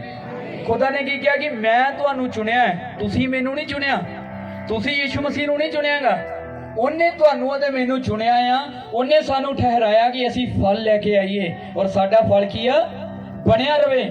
ਹੁਣ ਫਲ ਲੈ ਕੇ ਆਉਣ ਦੇ ਲਈ ਪਹਿਲਾ ਕਦਮ ਸਾਨੂੰ ਪ੍ਰਭੂ ਦੇ ਵਿੱਚ ਬਣਨਾ ਜ਼ਰੂਰੀ ਆ। ਔਰ ਫਲ ਕੀ ਆ? ਅਗਰ ਅਸੀਂ ਬਚਾਏ ਗਏ ਤਾਂ ਅਸੀਂ ਹੋਰਾਂ ਲੋਕਾਂ ਨੂੰ ਵੀ ਬਚਾਉਣਾ ਆ। ਪਰ ਸਾਡੇ ਅੰਦਰ ਉਹ ਦਲੇਰੀ ਕਿੱਥੇ ਆ ਕਿ ਅਸੀਂ ਜਾ ਕੇ ਕਹਿ ਸਕਦੇ ਆ, ਤੂੰ ਕਿੱਥੇ ਫਸਿਆ ਹੋਇਆ, ਤੂੰ ਕਿੱਥੇ ਦੁਸ਼ਟ ਆਤਮਾ ਦੇ ਵਿੱਚ ਜਕੜਿਆ ਹੋਇਆ, ਤੂੰ 10 ਸਾਲ ਤੋਂ ਸੇਵਾ ਕਰ ਰਿਹਾ, ਕੁਛ ਨਹੀਂ ਹੋਇਆ, ਇੱਕ ਵਾਰੀ ਚੱਲ ਸਾਡੇ ਨਾਲ ਸੰਡੇ ਚਰਚ ਦੇ ਵਿੱਚ, ਪ੍ਰਭੂ ਤੈਨੂੰ ਹੀਲ ਕਰੇਗਾ। ਕਿਸੇ ਦੇ ਵਿੱਚ ਹਿੰਮਤ ਨਹੀਂ ਕਹਿਣ ਦੀ, ਅਸੀਂ ਆ ਰਹੇ ਹਾਂ ਜੀ, ਅਸੀਂ ਕਿਸੇ ਦਾ ਠੇਕਾ ਨਹੀਂ ਲਿਆ, ਅਸੀਂ ਕਹਿ ਨਹੀਂ ਸਕਦੇ ਜੀ, ਅਗਲੇ ਮੋਦੀ ਮੱਤਦੇ ਆ। ਇੱਕ ਟਾਈਮ ਉਹ ਵੀ ਸੀ ਜਦ ਲੋਕ ਤੁਹਾਡੇ ਬਾਰੇ ਵੀ ਕਹਿੰਦੇ ਹੁੰਦੇ ਸੀ, ਇਹ ਵੀ ਮੋਦੀ ਮੱਤੇ, ਅਸੀਂ ਯਿਸੂ ਮਸੀਹ ਬਾਰੇ ਨਹੀਂ ਦੱਸਣਾ, ਇਹ ਸਾਡੇ ਗੱਲ ਨੂੰ ਆਣਗੇ, ਇਹ ਸਾਨੂੰ ਮਾੜਾ ਬੋਲਣਗੇ। ਪਰ ਫਿਰ ਵੀ ਕਿਸੇ ਨਾ ਕਿਸੇ ਨੇ ਹਿੰਮਤ ਕੀਤੀ ਔਰ ਤੁਹਾਨੂੰ ਆਣ ਕੇ ਪ੍ਰਭੂ ਦੇ ਬਾਰੇ ਦੱਸਿਆ, ਯਿਸੂ ਮਸੀਹ ਦੇ ਬਾਰੇ ਦੱਸਿਆ, ਤੁਸੀਂ ਚਰਚ ਦੇ ਵਿੱਚ ਆਏ ਔਰ ਬਚਾਏ ਗਏ। ਹਾਲੇਲੂਇਆ। ਤੁਹਾਡਾ ਫਲ ਕਦੋਂ ਆਏਗਾ? ਜਦ ਤੁਸੀਂ ਮਸੀਹ ਦੇ ਵਿੱਚ ਆ। ਪੌਲਸ ਦੀ ਸਭ ਤੋਂ ਜ਼ਬਰਦਸਤ ਗੱਲ ਇੱਕ ਮੈਨੂੰ ਬੜੀ ਵਧੀਆ ਲੱਗਦੀ ਹੈ, ਬਾਈਬਲ ਦੇ ਵਿੱਚ ਉਸਨੇ ਕਿਹਾ, ਕਹਿੰਦਾ ਮੇਰਾ ਜੀਣਾ ਵੀ ਲਾਭ ਆ ਤੇ ਮਰਨਾ ਉਸ ਤੋਂ ਜ਼ਿਆਦਾ ਲਾਭ ਆ। ਕਹਿੰਦਾ ਅਗਰ ਮੈਂ ਜਿਵਾਂਗਾ, ਮੈਂ ਜਿੰਦਾ ਰਵਾਂਗਾ, ਮੈਂ ਪ੍ਰਭੂ ਦੇ ਹੋਰ ਲੋਕਾਂ ਨੂੰ ਬਚਾਵਾਂਗਾ, ਪਰ ਅਗਰ ਪ੍ਰਭੂ ਦੇ ਲੋਕਾਂ ਨੂੰ ਬਚਾਉਂਦਾ ਹੋਇਆ ਮੈਂ ਮਰ ਵੀ ਜਾਣਾ, ਉਹ ਮੇਰੇ ਲਈ ਹੋਰ ਵੀ ਜ਼ਿਆਦਾ ਫਲਵੰਤ ਆ, ਕਿਉਂਕਿ ਮਰਨ ਤੋਂ ਬਾਅਦ ਮੈਂ ਕਿੱਥੇ ਜਾਵਾਂਗਾ? ਯਿਸੂ ਮਸੀਹ ਦੇ ਕੋਲ, ਸਵਰਗ ਦੇ ਵਿੱਚ ਜਾਵਾਂਗਾ। ਹਾਲੇਲੂਇਆ। ਹਾਲੇਲੂਇਆ। ਜਦੋਂ ਹਰ ਇੱਕ ਕਦਮ ਜੋ ਤੁਸੀਂ ਮਸੀਹ ਦੇ ਵਿੱਚ ਪੁੱਟਦੇ ਆ, ਆਪਣੇ ਨੁਕਸਾਨ ਨੂੰ ਨਹੀਂ ਦੇਖਦੇ, ਕਹਿੰਦੇ ਕਿ ਹਰ ਇੱਕ ਕਦਮ ਜੋ ਅਸੀਂ ਪ੍ਰਭੂ ਦੇ ਲਈ ਪੱਟਾਂਗੇ ਉਹ ਸਾਡੇ ਵਾਅਦੇ ਦਾ ਹੀ ਹੋਏਗਾ, ਉਹ ਸਾਡੀ ਤਰੱਕੀ ਦਾ ਹੀ ਹੋਏਗਾ। ਕੋਈ ਗੱਲ ਨਹੀਂ ਹੈ ਅਗਰ ਲੋਕ ਸਾਡੇ ਲਈ ਬੇਇੱਜ਼ਤੀ ਕਰਨਗੇ, ਕੋਈ ਚੱਕਰ ਨਹੀਂ ਹੈ। ਅੱਜ ਲੋਕ ਅੱਜ ਖੁਦਾ ਦੀ ਗਵਾਹੀ ਨੂੰ ਕਿਉਂ ਨਹੀਂ ਦਿੰਦੇ? ਉਹ ਆਪਣੀ ਬੇਇੱਜ਼ਤੀ ਹੋਣ ਤੋਂ ਡਰਦੇ ਆ। ਲੋਕ ਸਾਨੂੰ ਕੀ ਆਖਣਗੇ? ਤੁਸੀਂ ਧਰਮ ਬਦਲਿਆ, ਤੁਸੀਂ ਇਹ ਹੋ ਗਏ ਆ, ਉਹ ਹੋ ਗਏ ਆ। ਪਰ ਬਾਈਬਲ ਦੱਸਦੀ ਆ, ਜਿੰਨਾ ਟਾਈਮ ਪ੍ਰਭੂ ਯਿਸੂ ਮਸੀਹ ਦੇ ਨਾਮ ਦੇ ਉੱਪਰ ਤੁਹਾਨੂੰ ਤਾਨੇ ਮੇਣੇ ਨਹੀਂ ਵੱਜਦੇ, ਲੋਕ ਤੁਹਾਡੇ ਖਿਲਾਫ ਗੱਲਾਂ ਨਹੀਂ ਕਰਦੇਗੇ, ਤੁਸੀਂ ਉਸ ਦੀ ਕਾਲਿੰਗ ਦੇ ਵਿੱਚ ਨਹੀਂ ਆ, ਤੁਸੀਂ ਉਹਦੀ ਦੌੜ ਦੇ ਵਿੱਚ ਨਹੀਂ ਆ। ਹਾਲੇਲੂਇਆ। ਹਾਲੇਲੂਇਆ। ਜਦ ਪਤਰਸ ਨੇ ਪਹਿਲਾ ਲੰਗੜਾ ਚਲਾ ਦਿੱਤਾ ਸੀਗਾ, ਉਸ ਤੋਂ ਬਾਅਦ ਜਾਜਕ ਫਰਸੀਸੀ ਗ੍ਰੰਥੀ ਉਹਨੂੰ ਚੱਕ ਕੇ ਲੈ ਗਏ ਰਾਜੇ ਦੇ ਕੋਲ, ਔਰ ਰਾਜੇ ਨੇ ਡਰਾਇਆ ਧਮਕਾਇਆ, ਰਾਜੇ ਨੇ ਉਹਨੂੰ ਮਾਰਿਆ ਕੁੱਟਿਆ ਵੀ। ਕਹਿੰਦੇ ਯਿਸੂ ਦੇ ਨਾਮ ਦੀ ਸਿੱਖਿਆ ਨਹੀਂ ਦੇਣੀ ਤੁਸੀਂ। ਉਹਨਾਂ ਨੇ ਕਿਹਾ ਕਿ ਕਿਸੇ ਮਨੁੱਖ ਦੇ ਨਾਲੋਂ ਪਰਮੇਸ਼ਵਰ ਦੀ ਆਗਿਆ ਨੂੰ ਮੰਨਣਾ ਜ਼ਿਆਦਾ ਯੋਗ ਆ। ਅਸੀਂ ਤੁਹਾਡੀ ਗੱਲ ਨਹੀਂ ਮੰਨ ਸਕਦੇ, ਅਸੀਂ ਖੁਦਾ ਦੀ ਗੱਲ ਨੂੰ ਮੰਨਾਂਗੇ ਜਿਹੜਾ ਹੁਕਮ ਉਹ ਸਾਨੂੰ ਦੇ ਕੇ ਗਿਆ ਹੈ। ਔਰ ਜਦੋਂ ਉਹਨਾਂ ਨੂੰ ਬੋਲੀਆਂ ਵੱਜੀਆਂ, ਜਦੋਂ ਉਹਨਾਂ ਨੂੰ ਮਾਰਿਆ ਕੁੱਟਿਆ ਗਿਆ, ਤਾਂ ਇਹ ਨਹੀਂ ਕਹਿੰਦੇ ਸਾਡੀ ਬੇਇੱਜ਼ਤੀ ਹੋ ਗਈ ਆ, ਕਹਿੰਦੇ ਅਸੀਂ ਬੜੇ ਆਨੰਦਿਤ ਆ ਕਿ ਉਸ ਮਹਾਨ ਨਾਮ ਦੇ ਕਰਕੇ ਸਾਡੇ ਉੱਪਰ ਤਾੜਨਾ ਕੀਤੀ ਗਈ। ਹਾਲੇਲੂਇਆ। ਹਾਲੇਲੂਇਆ। ਅਗਰ ਤੁਹਾਡੇ ਉੱਪਰ ਤਾੜਨਾ ਹੋਏਗੀ ਤਾਂ ਤੁਸੀਂ ਹਿਸਟਰੀ ਬਣਾਉਣ ਵਾਲੇ ਹੋਵੋਗੇ ਯਿਸੂ ਦੇ ਸਾਹਮਣੇ। ਆਮੀਨ। ਹਾਲੇਲੂਇਆ। ਹਾਲੇਲੂਇਆ। ਇਸ ਧਰਤੀ ਦੇ ਉੱਪਰ ਕਿਸੇ ਨੇ ਸਦਾ ਬਣੇ ਨਹੀਂ ਰਹਿਣਾਗਾ, ਇੱਕ ਨਾ ਇੱਕ ਦਿਨ ਸਭ ਦਾ ਨੰਬਰ ਲੱਗਣਾ ਹੈ। ਕਿਉਂ ਨਾ ਆਪਣਾ ਨੰਬਰ ਲੱਗਣ ਤੋਂ ਪਹਿਲਾਂ ਅਸੀਂ ਕੁਛ ਇਦਾਂ ਦਾ ਕਰ ਜਾਈਏ ਕਿ ਮਸੀਹ ਨੂੰ ਸਾਡੇ ਤੇ ਮਾਣ ਹੋਵੇ, ਕਿ ਯਿਸੂ ਮਸੀਹ ਨੂੰ ਸਾਡੇ ਤੇ ਪ੍ਰਾਊਡ ਹੋਵੇ ਕਿ ਮੈਂ ਇਹਨਾਂ ਲੋਕਾਂ ਦੇ ਲਈ ਜਾਨ ਦੇ ਕੇ ਆਇਆ। ਹਾਲੇਲੂਇਆ। ਹਾਲੇਲੂਇਆ। ਅੱਜ ਮੈਂ ਤੁਹਾਨੂੰ ਦੱਸਣਾ ਚਾਹੁੰਦਾ ਹਾਂ, ਸਾਡਾ ਖੁਦਾ ਦੂਜਿਆਂ ਦੇ ਨਾਲੋਂ ਵੱਖਰਾ ਕਿਉਂ ਆ? ਕਿਉਂ ਉਹਨੇ ਕਿਹਾ ਮੈਂ ਤੁਹਾਡਾ ਬਾਪ ਆ, ਮੈਂ ਤੁਹਾਡਾ ਪਿਤਾ ਆ? ਕਿਉਂਕਿ ਉਹ ਸਾਨੂੰ ਇਦਾਂ ਦੀ ਸਿੱਖਿਆ ਦਿੰਦਾ ਹੈ ਕਿ ਅਸੀਂ ਆਪਣੇ ਪੈਰਾਂ ਤੇ ਸਟੈਂਡ ਹੋ ਕੇ ਖੁਦ ਕੁਝ ਕਰਨ ਜੋਗੇ ਹੋਈਏ। ਉਹ ਤੁਹਾਨੂੰ ਕਿਸੇ ਦੇ ਉੱਪਰ ਡਿਪੈਂਡ ਨਹੀਂ ਛੱਡਦਾਗਾ ਕਿ ਕੋਈ ਆਵੇ ਤੇ ਤੁਹਾਡੀ ਮਦਦ ਕਰੇ। ਉਹ ਕਹਿੰਦਾ ਮੈਂ ਤੁਹਾਨੂੰ ਹੀ ਇਦਾਂ ਦਾ ਬਣਾ ਦਿਆਂਗਾ ਕਿ ਤੁਸੀਂ ਆਪਣੀ ਮਦਦ ਖੁਦ ਕਰੋ। ਹਾਲੇਲੂਇਆ। ਹਾਲੇਲੂਇਆ। ਉਹਦੀ ਸੋਚ ਵੱਖਰੀ ਆ। ਅੱਜ ਕਈ ਵਾਰੀ ਤੁਸੀਂ ਚਰਚ ਦੇ ਵਿੱਚ ਆਨੇ ਆ, ਆਪਣੀਆਂ ਪ੍ਰਾਰਥਨਾਵਾਂ ਨੂੰ ਲੈ ਕੇ, ਪ੍ਰਭੂ ਜੀ ਕੋਈ ਮਦਦਗਾਰ ਖੜਾ ਕਰ ਦੇ, ਮੇਰੀ ਮਦਦ ਹੋ ਜਾਵੇ, ਇਹਨੇ ਨਾਲ ਸੌਖਾ ਹੋ ਜਾਊਗਾ। ਤੁਸੀਂ ਇਦਾਂ ਦੀ ਗੱਲ ਲੈ ਕੇ ਆਨੇ ਆ ਪ੍ਰਭੂ ਦੇ ਕੋਲ, ਪਰ ਜਦ ਤੁਹਾਡੀ ਉਹ ਪ੍ਰਾਰਥਨਾ ਸੁਣੀ ਨਹੀਂ ਜਾਂਦੀ, ਤੁਸੀਂ ਨਿਰਾਸ਼ ਹੁੰਦੇ ਆ। ਪਰ ਅੱਜ ਮੈਂ ਤੁਹਾਨੂੰ ਦੱਸਣਾ ਚਾਹੁੰਦਾ ਹਾਂ, ਪ੍ਰਭੂ ਤੁਹਾਡੀਆਂ ਸੋਚਾਂ ਤੇ ਖਿਆਲਾਂ ਤੋਂ ਵੀ ਪਰੇ ਤੁਹਾਡੇ ਲਈ ਸੋਚਦਾ, ਕੁਝ ਵੱਖਰਾ ਸੋਚਦਾ ਹੈ। ਜੋ ਆਸ ਲੈ ਕੇ ਤੁਸੀਂ ਆ ਰਹੇ ਆ, ਪ੍ਰਭੂ ਉਸ ਆਸ ਨੂੰ ਤਾਂ ਪੂਰਾ ਕਰੇਗਾ, ਪਰ ਉਹ ਤੁਹਾਡੇ ਤਰੀਕੇ ਨਾਲ ਨਹੀਂ ਕਰੂਗਾ, ਆਪਣੇ ਤਰੀਕੇ ਦੇ ਨਾਲ ਕਰੂਗਾ। ਹਾਲੇਲੂਇਆ। ਅੱਜ ਅਦਭੁਤ ਇੱਕ ਚੀਜ਼ ਸਿੱਖਣ ਨੂੰ ਤੁਹਾਨੂੰ ਮਿਲਣੀ ਹੈ। ਆਪਣੀ ਬਾਈਬਲ ਨੂੰ ਖੋਲੀਏ, ਨਵੇਂ ਨਿਯਮ ਦੇ ਵਿੱਚ ਅਸੀਂ ਚੱਲਾਂਗੇ। ਰਸੂਲਾਂ ਦੀ ਕਰਤੱਵ, ਰਸੂਲਾਂ ਦੀ ਕਿਤਾਬ ਜੋ ਆ ਨਵੇਂ ਨਿਯਮ ਦੇ ਵਿੱਚ, ਉਹਦਾ 3 ਨੰਬਰ ਅਧਿਆਇ, ਔਰ ਉਹਨਾਂ ਦੀ ਸ਼ੁਰੂਆਤ ਤੋਂ ਅਸੀਂ ਪੜਾਂਗੇ। ਔਰ ਧਿਆਨ ਦੇ ਨਾਲ ਦੇਖਣਾ, ਇੱਥੇ ਲਿਖਿਆ ਹੈ ਕਿ ਯੀਸ਼ੂ ਮਸੀਹ ਦੇ ਸਵਰਗ ਉਠਾਏ ਜਾਣ ਤੋਂ ਬਾਅਦ ਪ੍ਰਭੂ ਯੀਸ਼ੂ ਮਸੀਹ ਦੇ 2 ਚੇਲੇ ਪਤਰਸ ਅਤੇ ਯਹੋਨਾ ਜਦੋਂ ਤੀਜੇ ਪੈਰ ਦੀ ਪ੍ਰਾਰਥਨਾ, ਮਤਲਬ ਉਹ ਦਿਨ ਦੇ ਵਿੱਚ 3 ਵਾਰੀ ਵੀ ਪ੍ਰਾਰਥਨਾ ਕਰਨ ਦੇ ਲਈ ਜਾਂਦੇ ਹੁੰਦੇ ਸੀ। ਉਹ ਪ੍ਰਾਰਥਨਾ ਕਰਨ ਦੇ ਲਈ ਮੰਦਿਰ ਦੇ ਵੱਲ ਜਾ ਰਿਹਾ, ਤੇ ਉੱਥੇ ਉਹਨਾਂ ਦਾ ਸਾਹਮਣਾ ਜਿਹੜਾ ਆ ਇੱਕ ਜਮਾਂਦਰੂ ਲੰਗੜੇ ਦੇ ਨਾਲ ਹੁੰਦਾ ਹੈ। ਕਿਹਦੇ ਨਾਲ ਹੁੰਦਾ ਹੈ? ਜਮਾਂਦਰੂ ਲੰਗੜੇ ਦੇ ਨਾਲ। ਜਮਾਂਦਰੂ ਮਤਲਬ ਜਿਹੜਾ ਜਨਮ ਤੋਂ ਹੀ ਲੰਗੜਾ ਸੀਗਾ, ਜਿਹੜਾ ਚੱਲ ਫਿਰ ਨਹੀਂ ਸੀ ਸਕਦਾ, ਏਦਾਂ ਦੇ ਵਿਅਕਤੀ ਦੇ ਨਾਲ ਉਹਨਾਂ ਦਾ ਸਾਹਮਣਾ ਹੋਇਆ। ਤਾਂ ਕੀ ਹੋਇਆ ਫਿਰ? ਪੜ੍ਹੀਏ ਸ਼ੁਰੂ ਤੋਂ, ਧਿਆਨ ਦੇ ਨਾਲ ਪੜ੍ਹਨਾ ਸਭ ਜਣ। ਪਤਰਸ ਅਤੇ ਯੋਹੰਨਾ ਪ੍ਰਾਰਥਨਾ ਕਰਨ ਦੇ ਵੇਲੇ ਤੀਏ ਪਹਿਰ ਹੈਕਲ ਨੂੰ ਚਲੇ ਜਾਂਦੇ ਸਨ, ਅਤੇ ਲੋਕ ਇੱਕ ਜਮਾਂਦਰੂ ਲੰਗੇ ਨੂੰ ਚੁੱਕੀ ਲਈ ਜਾਂਦੇ ਸਨ, ਜਿਹਨੂੰ ਰੋਜ਼ ਹੈਕਲ ਦੇ ਬਾਹਰ ਫਾਟਕ ਕੋਲ ਜਿਹੜਾ ਸੋਨਾ ਸਦਿੰਦਾ ਹੈ ਬਹਾਲ ਦਿੰਦੇ ਸਨ, ਭਈ ਉਹ ਹੈਕਲ ਵਿੱਚ ਜਾਣ ਵਾਲਿਆਂ ਤੋਂ ਪਿੱਛਾ ਮੰਗੇ। ਜਦੋਂ ਉਹਨੇ ਪਤਰਸ ਅਤੇ ਯੋਹੰਨਾ ਨੂੰ ਹੈਕਲ ਵਿੱਚ ਜਾਂਦਿਆਂ ਵੇਖਿਆ ਤਾਂ ਉਹਨਾਂ ਤੋਂ ਪਿੱਛਾ ਮੰਗੀ। ਹਾਂਜੀ। ਤਦੋਂ ਪਤਰਸ ਅਤੇ ਯੋਹੰਨਾ ਦੇ ਨਾਲ ਉਹਨੂੰ ਧਿਆਨ ਨਾਲ ਵੇਖ ਕੇ ਆਖਿਆ ਕਿ ਸਾਡੀ ਵੱਲ ਵੇਖ। ਤਾਂ ਉਹਨੇ ਉਹਨਾਂ ਕੋਲੋਂ ਕੁਝ ਲੱਭਣ ਦੀ, ਸੋਨਾ ਚਾਂਦੀ ਤਾਂ ਮੇਰੇ ਕੋਲ ਨਹੀਂ, ਪਰ ਜੋ ਮੇਰੇ ਕੋਲ ਹੈ ਸੋ ਤੈਨੂੰ ਦਿੰਦਾ ਹਾਂ। ਯੀਸ਼ੂ ਮਸੀਹ ਦੇ ਨਾਸਰੀ ਨਾਮ ਦੇ ਵਿੱਚ ਤੁਰ ਫਿਰ। Hallelujah, hallelujah. ਹੁਣ ਸਾਹਮਣੇ ਦੇਖੋ, ਇਸ ਬਚਨ ਨੂੰ ਤੁਸੀਂ ਪੜ੍ਹ ਲਿਆ, ਹੁਣ ਸਮਝਣਾ ਹੈ। ਬਾਈਬਲ ਕੀ ਦੱਸਦੀ ਆ ਕਿ ਇੱਕ ਜਮਾਂਦਰੂ ਲੰਗੜਾ ਵਿਅਕਤੀ ਜਿਹੜਾ ਆ, ਉਹਨੂੰ ਉਹਦੇ ਘਰ ਦੇ ਕੀ ਕਰਦੇ ਹੁੰਦੇ ਸੀਗੇ? ਹਰ ਰੋਜ਼ ਉਹਨੂੰ ਚੱਕ ਕੇ, ਕਿਉਂਕਿ ਉਹ ਚੱਲ ਫਿਰ ਨਹੀਂ ਸੀ ਸਕਦਾ, ਉਹਨੂੰ ਚੱਕ ਕੇ ਹੈਕਲ ਦੇ ਬਾਹਰ, ਚਰਚ ਦੇ ਬਾਹਰ, ਮੰਦਿਰ ਦੇ ਬਾਹਰ ਬਿਠਾ ਦਿੰਦੇ ਸੀ ਕਿ ਜਿਹੜਾ ਵੀ ਬੰਦਾ ਇੱਥੋਂ ਆਉਂਦਾ ਜਾਂਦਾ, ਲੰਘਦਾ ਟੱਪਦਾ ਹੈ, ਤੇਰਾ ਕੰਮ ਕੀ ਆਉਂਦੇ ਤੋਂ? ਭੀਖ ਮੰਗਣਾ। ਕੀ ਕਰਨਾ? ਬੋਲੀਏ, ਭੀਖ ਮੰਗਣਾ। ਭੀਖ ਮੰਗਣਾ। ਉਹ ਲੰਗੜੇ ਨੂੰ, ਜਿਹੜੇ ਨੂੰ ਬਿਠਾਇਆ ਗਿਆ ਸੀਗਾ, ਉਹਦੇ ਘਰ ਦੇ ਤਾਂ ਬਿਠਾ ਜਾਂਦੇ ਸੀ ਕਿ ਉੱਥੇ ਬੈਠਾ ਲੋਕਾਂ ਤੋਂ ਪੈਸਾ ਧੇਲਾ, ਲੀੜਾ ਕੱਪੜਾ ਮੰਗੇ, ਜਿੰਦੇ ਨਾਲ ਉਹ ਆਪਣਾ ਵੀ ਗੁਜ਼ਾਰਾ ਕਰੇ ਤੇ ਆਪਣੇ ਪਰਿਵਾਰ ਦਾ ਵੀ ਕਰੇ। ਉਹ ਲੰਗੜਾ ਬੈਠਾ ਵੀ ਇਸੇ ਲਈ ਹੋਇਆ ਸੀਗਾ ਚਰਚ ਦੇ ਬਾਹਰ ਕਿ ਮੈਨੂੰ ਇੱਥੋਂ ਕੁਛ ਨਾ ਕੁਛ ਮਿਲੇਗਾ, ਜਿੰਦੇ ਨਾਲ ਮੇਰਾ ਗੁਜ਼ਾਰਾ ਹੋਊਗਾ। ਔਰ ਉਹ ਇੱਕ ਆਸ ਰੱਖਦਾ ਸੀ ਕੋਈ ਵਿਅਕਤੀ ਆਊਗਾ ਉਹਦੀ ਮਦਦ ਕਰਨ ਦੇ ਲਈ। ਪਰ ਪ੍ਰਭੂ ਦੀ ਸੋਚ ਵੱਖਰੀ ਹੁੰਦੀ ਹੈ। ਉਹ ਮਦਦ ਜ਼ਰੂਰ ਕਰੂਗਾ ਤੁਹਾਡੀ, ਪਰ ਪਹਿਲਾਂ ਉਹ ਤੁਹਾਨੂੰ ਤੁਹਾਡੇ ਪੈਰਾਂ ਤੇ ਖੜਾ ਕਰੂਗਾ ਕਿ ਹਰ ਪਲ ਤੁਹਾਡੀ ਆਸ ਜਿਹੜੀ ਕਿਸੇ ਤੇ ਨਾ ਟਿਕੀ ਹੋਵੇ ਕਿ ਕੋਈ ਆਏਗਾ ਤੇ ਤੁਹਾਡੀ ਮਦਦ ਕਰੇਗਾ। ਉਹ ਤੁਹਾਨੂੰ ਹੀ ਇਦਾਂ ਦਾ ਬਣਾ ਦੇਗਾ ਕਿ ਤੁਸੀਂ ਖੁਦ ਆਪਣੀ ਮਦਦ ਕਰ ਸਕੋ। Yes, hallelujah, hallelujah. ਤਾਰੀਫ ਕਰੀਏ ਖੁਦਾਵੰਦ ਲਈ। ਤੋਂ ਦੇਣਾ ਔਰ ਸਮਝਣਾ ਇਸ ਗੱਲ ਨੂੰ ਮੈਂ ਕੀ ਸਮਝਾਉਣਾ ਚਾਹੁੰਦਾ। ਹੁਣ ਇੱਕ ਪੇਰੈਂਟਸ ਜਿਹੜੇ ਆ, ਇੱਕ ਬੱਚੇ ਦੇ ਮਾਤਾ ਪਿਤਾ ਜਿਹੜੇ ਆ, ਉਹ ਜਿੰਨੇ ਮਰਜ਼ੀ ਅਮੀਰ ਹੋਣ, ਪਰ ਉਹ ਆਪਣੇ ਬੱਚਿਆਂ ਨੂੰ ਕੀ ਕਰਦੇ ਆ? ਅੱਛੀ ਐਜੂਕੇਸ਼ਨ ਦਿੰਦੇ ਆ, ਵਧੀਆ ਪੜਾਉਂਦੇ ਲਿਖਾਉਂਦੇ ਆ, ਵਧੀਆ ਉਹਨਾਂ ਨੂੰ ਟ੍ਰੇਨ ਕਰਦੇ ਆ ਤਾਂ ਕਿ ਉਹ ਆਪਣੇ ਪੈਰਾਂ ਤੇ ਖੜੇ ਹੋ ਜਾਣ। ਹਾਂ ਜਾਂ ਨਾ? ਕਿਉਂ? ਕਿਉਂਕਿ ਜਦੋਂ ਵੱਡੇ ਹੋ ਗਏ ਉਹਨਾਂ ਨੂੰ ਕਿਸੇ ਦੇ ਵੱਲ ਦੇਖਣਾ ਨਾ ਪਵੇ, ਬਲਕਿ ਉਹ ਖੁਦ ਇੰਨੇ ਕਾਬਿਲ ਹੋਣ ਕਿ ਉਹ ਆਪਣੇ ਜੋਗਾ ਕਰ ਸਕਣ, ਆਪਣੇ ਪਰਿਵਾਰ ਦੇ ਜੋਗਾ ਕਰ ਸਕਣ। ਕਰਦੇ ਆ ਕਿ ਨਹੀਂ ਕਰਦੇ ਹੋ? ਪਰ ਉਹੀ ਉਲਟਾ ਅਗਰ ਤੁਹਾਡੇ ਚਾਚੇ ਤਾਏ ਜਾਂ ਕੁਝ ਵੀ ਤੁਹਾਡੇ ਹੋਣ, ਉਹ ਇਦਾਂ ਨਹੀਂ ਕਰਨਗੇ। ਉਹ ਕੀ ਕਰਨਗੇ? ਤੁਹਾਨੂੰ ਆਪਣੇ ਤੇ ਡਿਪੈਂਡ ਰੱਖਣਗੇ ਕਿ ਜੋ ਚੀਜ਼ ਤੁਹਾਨੂੰ ਚਾਹੀਦੀ ਹੈ ਤੁਹਾਨੂੰ ਉਹਨਾਂ ਤੋਂ ਲੈਣੀ ਪਏਗੀ, ਔਰ ਉਹਨਾਂ ਤੋਂ ਲੈਣ ਦੇ ਲਈ ਉਹ ਜੋ ਚਾਹਣਗੇ ਤੁਹਾਡੇ ਤੋਂ ਕਰਵਾਉਣਗੇ। ਹਾਂ ਜਾਂ ਨਾ? ਕਿਹੜੀ ਚੀਜ਼ ਯੀਸ਼ੂ ਮਸੀਹ ਨੂੰ ਦੂਜਿਆਂ ਦੇ ਨਾਲੋਂ ਵੱਖਰਾ ਕਰਦੀ ਹੈ? ਸਾਡੇ ਖੁਦਾ ਦੇ ਨਾਲ ਦਾ ਕੋਈ ਖੁਦਾ ਹੈ ਹੀ ਨਹੀਂ ਹੈ ਧਰਤੀ ਦੇ ਉੱਪਰ, ਨਾ ਹੀ ਹੋਵੇਗਾ। ਉਹ ਸਾਰਿਆਂ ਨਾਲੋਂ ਵੱਖਰਾ ਹੈ। ਤਾਰੀਫ ਕਰੀਏ ਉਸ ਦੀ। Hallelujah, hallelujah, hallelujah. ਉਹ ਇੱਕ ਅਸਲੀ ਬਾਪ ਹੈ ਸਾਡਾ। ਇੱਕ ਪਰਿਵਾਰ ਵਾਲਿਆਂ ਨੇ ਕੀ ਕੀਤਾ? ਉਸ ਅਧਰੰਗੀ ਨੂੰ, ਉਸ ਲੰਗੜੇ ਨੂੰ ਲਿਆ ਕੇ ਚਰਚ ਦੇ ਵਿੱਚ ਬਿਠਾ ਦਿੱਤਾ। ਕਹਿੰਦੇ ਤੂੰ ਭੀਖ ਮੰਗਿਆ ਕਰ, ਆਪਣਾ ਵੀ ਸਾਰ ਤੇ ਆਪਦੇ ਪਰਿਵਾਰ ਦਾ ਵੀ ਸਾਰ। ਉਹ ਮਦਦਗਾਰ ਦੇ ਲਈ ਖੜਾ ਹੋਇਆ ਸੀਗਾ ਉੱਥੇ। ਪਰ ਪ੍ਰਭੂ ਦੀ ਸੋਚ ਵੱਖਰੀ ਸੀ। ਪ੍ਰਭੂ ਨੇ ਦੇਖਿਆ ਕਿ ਅਗਰ ਅੱਜ ਮੈਂ ਪਤਰਸ ਅਤੇ ਯਹੋਨਾ ਆਪਦੇ ਚੇਲਿਆਂ ਦੇ ਰਾਹੀਂ ਦੀ ਮਦਦ ਕਰਵਾ ਦਿੰਦਾ ਆ, ਕੋਈ ਸੋਨਾ ਚਾਂਦੀ, ਕੋਈ ਪੈਸਾ ਤੇ ਲੈ ਇਹਨੂੰ ਦੇ ਜਾਂਦੇ ਆ ਜਾਂ ਖਾਣ ਲਈ ਦੇ ਜਾਂਦੇ ਆ, ਇਹ ਬੰਦਾ ਭਲਕੇ ਫਿਰ ਇੱਥੇ ਹੀ ਬੈਠਾ ਰਹੂਗਾ। ਇਹ ਬੰਦਾ ਫਿਰ ਇੱਥੇ ਬੈਠਾ ਆਖੂਗਾ ਕੱਲ ਨੂੰ ਕੋਈ ਹੋਰ ਭੇਜ ਰੱਬਾ, ਕਿਉਂਕਿ ਉਹ ਦੁਆ ਤਾਂ ਕਰਦਾ ਹੀ ਹੋਊਗਾ। ਪ੍ਰਭੂ ਸਵੇਰੇ ਚਰਚ 'ਚ ਵਾਧੂ ਜਾਣੇ ਹੋਣ, ਤੇਰੀ ਹਜ਼ੂਰੀ 'ਚ ਆਉਣ, ਪਰ ਉਹ ਖੁਦਾ ਦੀ ਹਜ਼ੂਰੀ ਲਈ ਨਹੀਂ ਸੀ ਕਹਿ ਰਿਹਾ, ਉਹ ਆਪਣੇ ਲਈ ਕਹਿ ਰਿਹਾ ਸੀਗਾ ਕਿ ਜ਼ਿਆਦੇ ਜਾਣੇ ਆਉਣਗੇ ਤੇ ਜ਼ਿਆਦੇ ਜਾਣੇ ਮੈਨੂੰ ਦੇ ਕੇ ਜਾਣਗੇ। ਉਹ ਪ੍ਰਾਰਥਨਾ ਕਰਦਾ ਹੋਊਗਾ। ਪਰ ਪ੍ਰਭੂ ਨੇ ਇਹ ਦੇਖਿਆ ਕਿ ਮੈਂ ਇਹਨੂੰ ਇਦਾਂ ਦਾ ਨਹੀਂ ਰਹਿਣ ਦੇਣਾਗਾ ਕਿ ਹਰ ਦਿਨ ਇਹ ਬੈਠਾ ਰਹੇ ਔਰ ਆਖੇ ਪ੍ਰਭੂ ਅੱਜ ਤਾਂ ਕਿਸੇ ਨੂੰ ਭੇਜ ਮੇਰੀ ਮਦਦ ਕਰੇ। ਪ੍ਰਭੂ ਕਹਿੰਦਾ ਮੈਂ ਇਹਨੂੰ ਇਦਾਂ ਦਾ ਕਰ ਦਿਆਂਗਾ ਆਪਣੀ ਮਦਦ ਖੁਦ ਕਰੇ। ਇਸ ਵਚਨ ਨੂੰ ਤੁਸੀਂ ਬਹੁਤ ਵਾਰੀ ਪੜਿਆ ਹੋਊਗਾ, ਪਰ ਇਹਨੂੰ ਸਮਝਿਆ ਨਹੀਂ ਹੋਊਗਾ। ਥੋੜੇ ਦਿਨ ਪਹਿਲਾਂ ਦੁਪਹਿਰ ਦੇ ਟਾਈਮ ਮੈਂ ਪ੍ਰਾਰਥਨਾ ਕਰਕੇ ਹੜਿਆ ਤਾਂ ਪਵਿੱਤਰ ਆਤਮਾ ਨੇ ਗਾਈਡ ਕੀਤਾ। ਖੁਦਾ ਨੇ ਕਿਹਾ ਇਹ ਵਚਨ ਖੋਲ, ਅੱਜ ਮੈਂ ਇੱਕ ਭੇਤ ਨੂੰ ਖੋਲਣ ਵਾਲਾ, ਅੱਜ ਮੈਂ ਸ਼ੇਅਰ ਕਰ ਰਿਹਾ ਤੁਹਾਡੇ ਨਾਲ। ਪ੍ਰਭੂ ਦੀ ਯੋਜਨਾ ਕਿੱਦਾਂ ਵੱਖਰੀ ਆ ਤੁਹਾਡੇ ਲਈ। ਘਰ ਦੇ ਬਿਠਾ ਕੇ ਭੀਖ ਮੰਗਣ ਦੇ ਲਈ, ਵਿਅਕਤੀ ਬਹਿ ਗਿਆ ਭੀਖ ਮੰਗਣ ਦੇ ਲਈ, ਦੂਜਿਆਂ ਦੇ ਕੋਲੋਂ ਸਹਾਇਤਾ ਲੈਣ ਦੇ ਲਈ। ਪਰ ਪ੍ਰਭੂ ਦੀ ਯੋਜਨਾ ਆ, ਕਹਿੰਦਾ ਮਦਦ ਤਾਂ ਮੈਂ ਜ਼ਰੂਰ ਕਰੂੰਗਾ ਪਰ ਅਲੱਗ ਤਰੀਕੇ ਨਾਲ ਕਰੂੰਗਾ। ਉਹ ਲੰਗੜਾ ਜਿਹੜਾ ਆ ਉਹ ਚੰਗਾ ਹੋਣ ਦੇ ਲਈ ਨਹੀਂ ਸੀ ਬੈਠਾ ਉੱਥੇ, ਉਹ ਪੈਸਾ ਤੇ ਲੈਣ ਦੇ ਲਈ ਬੈਠਾ ਸੀਗਾ।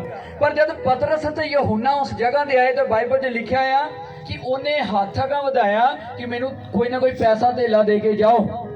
ਪਰ ਜਿਹੜੇ ਖੁਦਾ ਦੇ ਬੰਦੇ ਸੀਗੇ, ਜਿਨ੍ਹਾਂ ਦੇ ਅੰਦਰ ਯੀਸ਼ੂ ਮਸੀਹ ਦਾ ਆਤਮਾ ਸੀਗਾ, ਉਹਨਾਂ ਨੇ ਕਿਹਾ ਕਿ ਜੋ ਤੁਸੀਂ ਮੰਗਦੇ ਆ, ਜੋ ਤੂੰ ਚਾਹਣਾ ਸੋਨਾ ਚਾਂਦੀ, ਕਹਿੰਦੇ ਉਹ ਤਾਂ ਸਾਡੇ ਕੋਲ ਹੈਗਾ ਹੀ ਨਹੀਂ ਆ, ਪਰ ਜੋ ਸਾਡੇ ਕੋਲ ਆ ਉਹ ਕੀ ਹੈ, ਅਸੀਂ ਤੈਨੂੰ ਦਿੰਨੇ ਆ।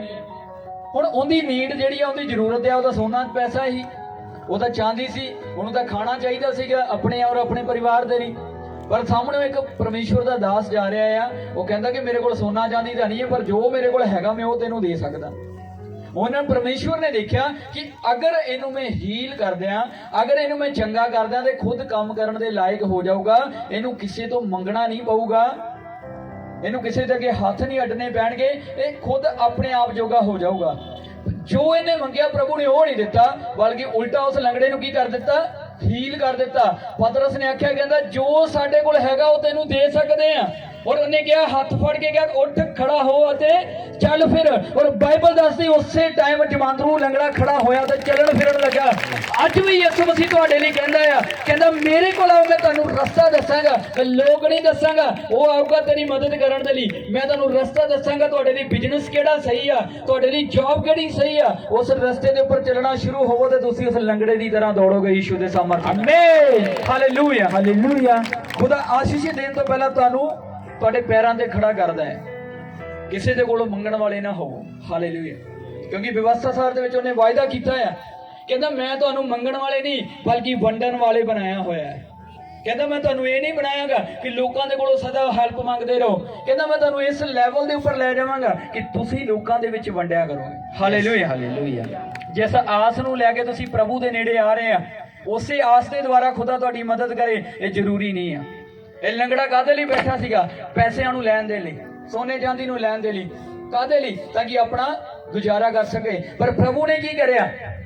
ਉਹਦੇ ਲੰਗੜੇਪਣ ਨੂੰ ਹੀ ਦੂਰ ਕਰ ਦਿੱਤਾ। ਕਹਿੰਦਾ ਲੈ ਚੰਗਾ ਹੋ, ਆਪ ਕਮਾ ਦੇ, ਆਪ ਖਾ ਦੇ, ਆਪਣੇ ਘਰਦਿਆਂ ਨੂੰ ਖਿਲਾ।